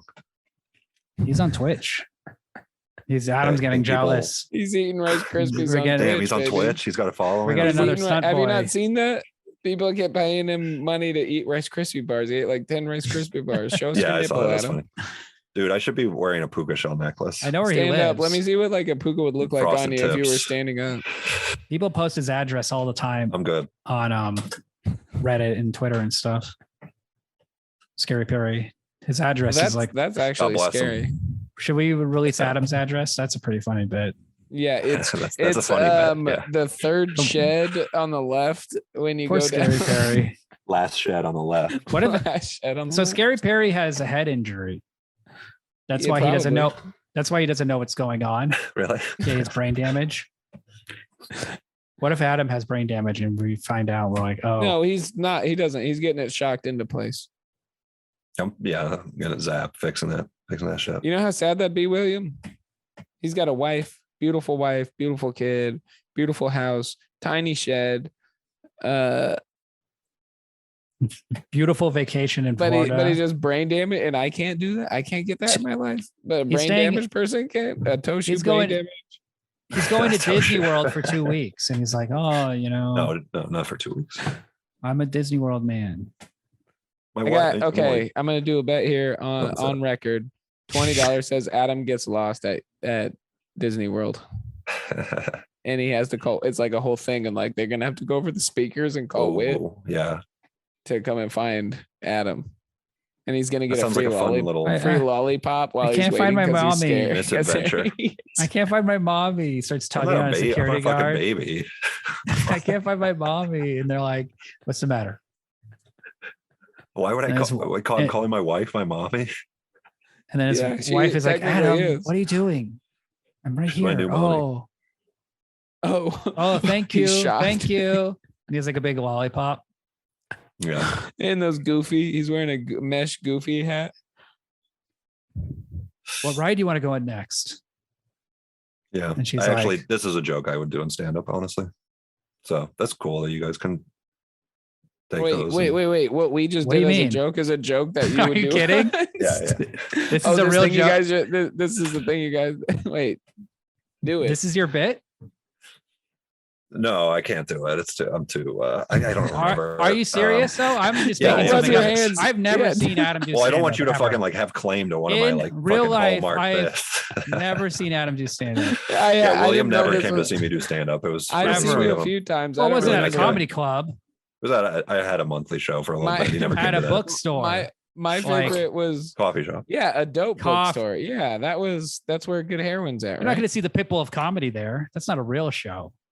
You're not going to see Yeah, totally. Bobby, Patrice, Rich, Yeah. So anyway, Earthquake. The only joke I remember That's is when my Adam was bit, freshly motherfucker. married. What? Freshly married. What is the bit? I didn't know what you're talking about. I was like, I'd be like, got new pants. My wife got me new pants recently, so I'd be like, so yeah, marriage is going great. Finally got a new mommy. No. Fucked it up. I haven't done stand up in like 2 years. That's funny. I was gonna say. Oh, and I my like wife, your I like every your guy wants marriage to. material. That's their dream to like marry. They finally find their new mommy. Just a little husband humor. That's kind of my brand. It's like the I do like Husband I got humor. married. That's tight. so, The husband's a It's comedy funny as tour. fuck. yeah. The I husbands remember of comedy. the last time we Just did like- that That's Vino, whatever Yeah. that basement club. And we did it, and I remember it was like freshly after your marriage, and you were doing something about you're like, yeah, something about shared bank account. And you're like, yeah, I'm like rich now. It was something so pathetic. It was so funny though. It was, you know what I'm talking about? Yeah. You're like, yeah, my bank account tripled. That was It was awesome. like some. He writes from real life. It's funny. Yeah. He does, but I like He's how not you the go, first husband comedian, humor, though. but you're also the child. Like your wife just married a child. There's a lot of comedians who do bits about like their wife makes more money than them and stuff. Yeah, of course. Yeah, but, of course. it's Adam. I'm bringing a fresh millennial take. That's what you can expect from my stand-up that I haven't done in 2 years. Most of these comedians though haven't directed and released 2 feature films. True. That's the new twist. I was a workhorse, man. You're kind of like a child actor. You're kind of like a child pornographer. Thanks. You are kind of a pedo. Thank you. Yeah, I am kind of like a child actor. I had that pop. You know, Yeah. I was on TGIF at the very start, and then you met me and everything Friday? fell apart. wow, yeah. Let's see those nipples. Just a half a one.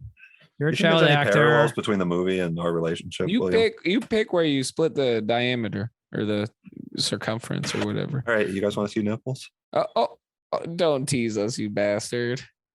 It's like a stripper.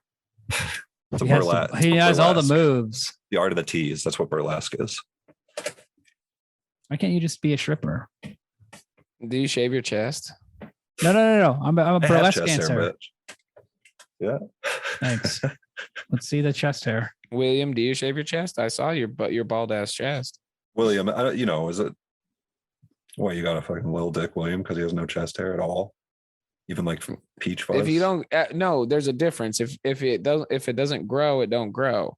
Like I ain't gonna make fun of a bald. alopecia. I'm not gonna make fun of a bald person for being bald. Miss No, no, Spandrel. no, I'm no, but if it- Latinx. I'm but if it- Latinx. But if it Mendoza, but if it does grow and you shave it, then I'm gonna clown your ass. What are you, a fucking swimmer? no. What do you think? You're Michael Phelps?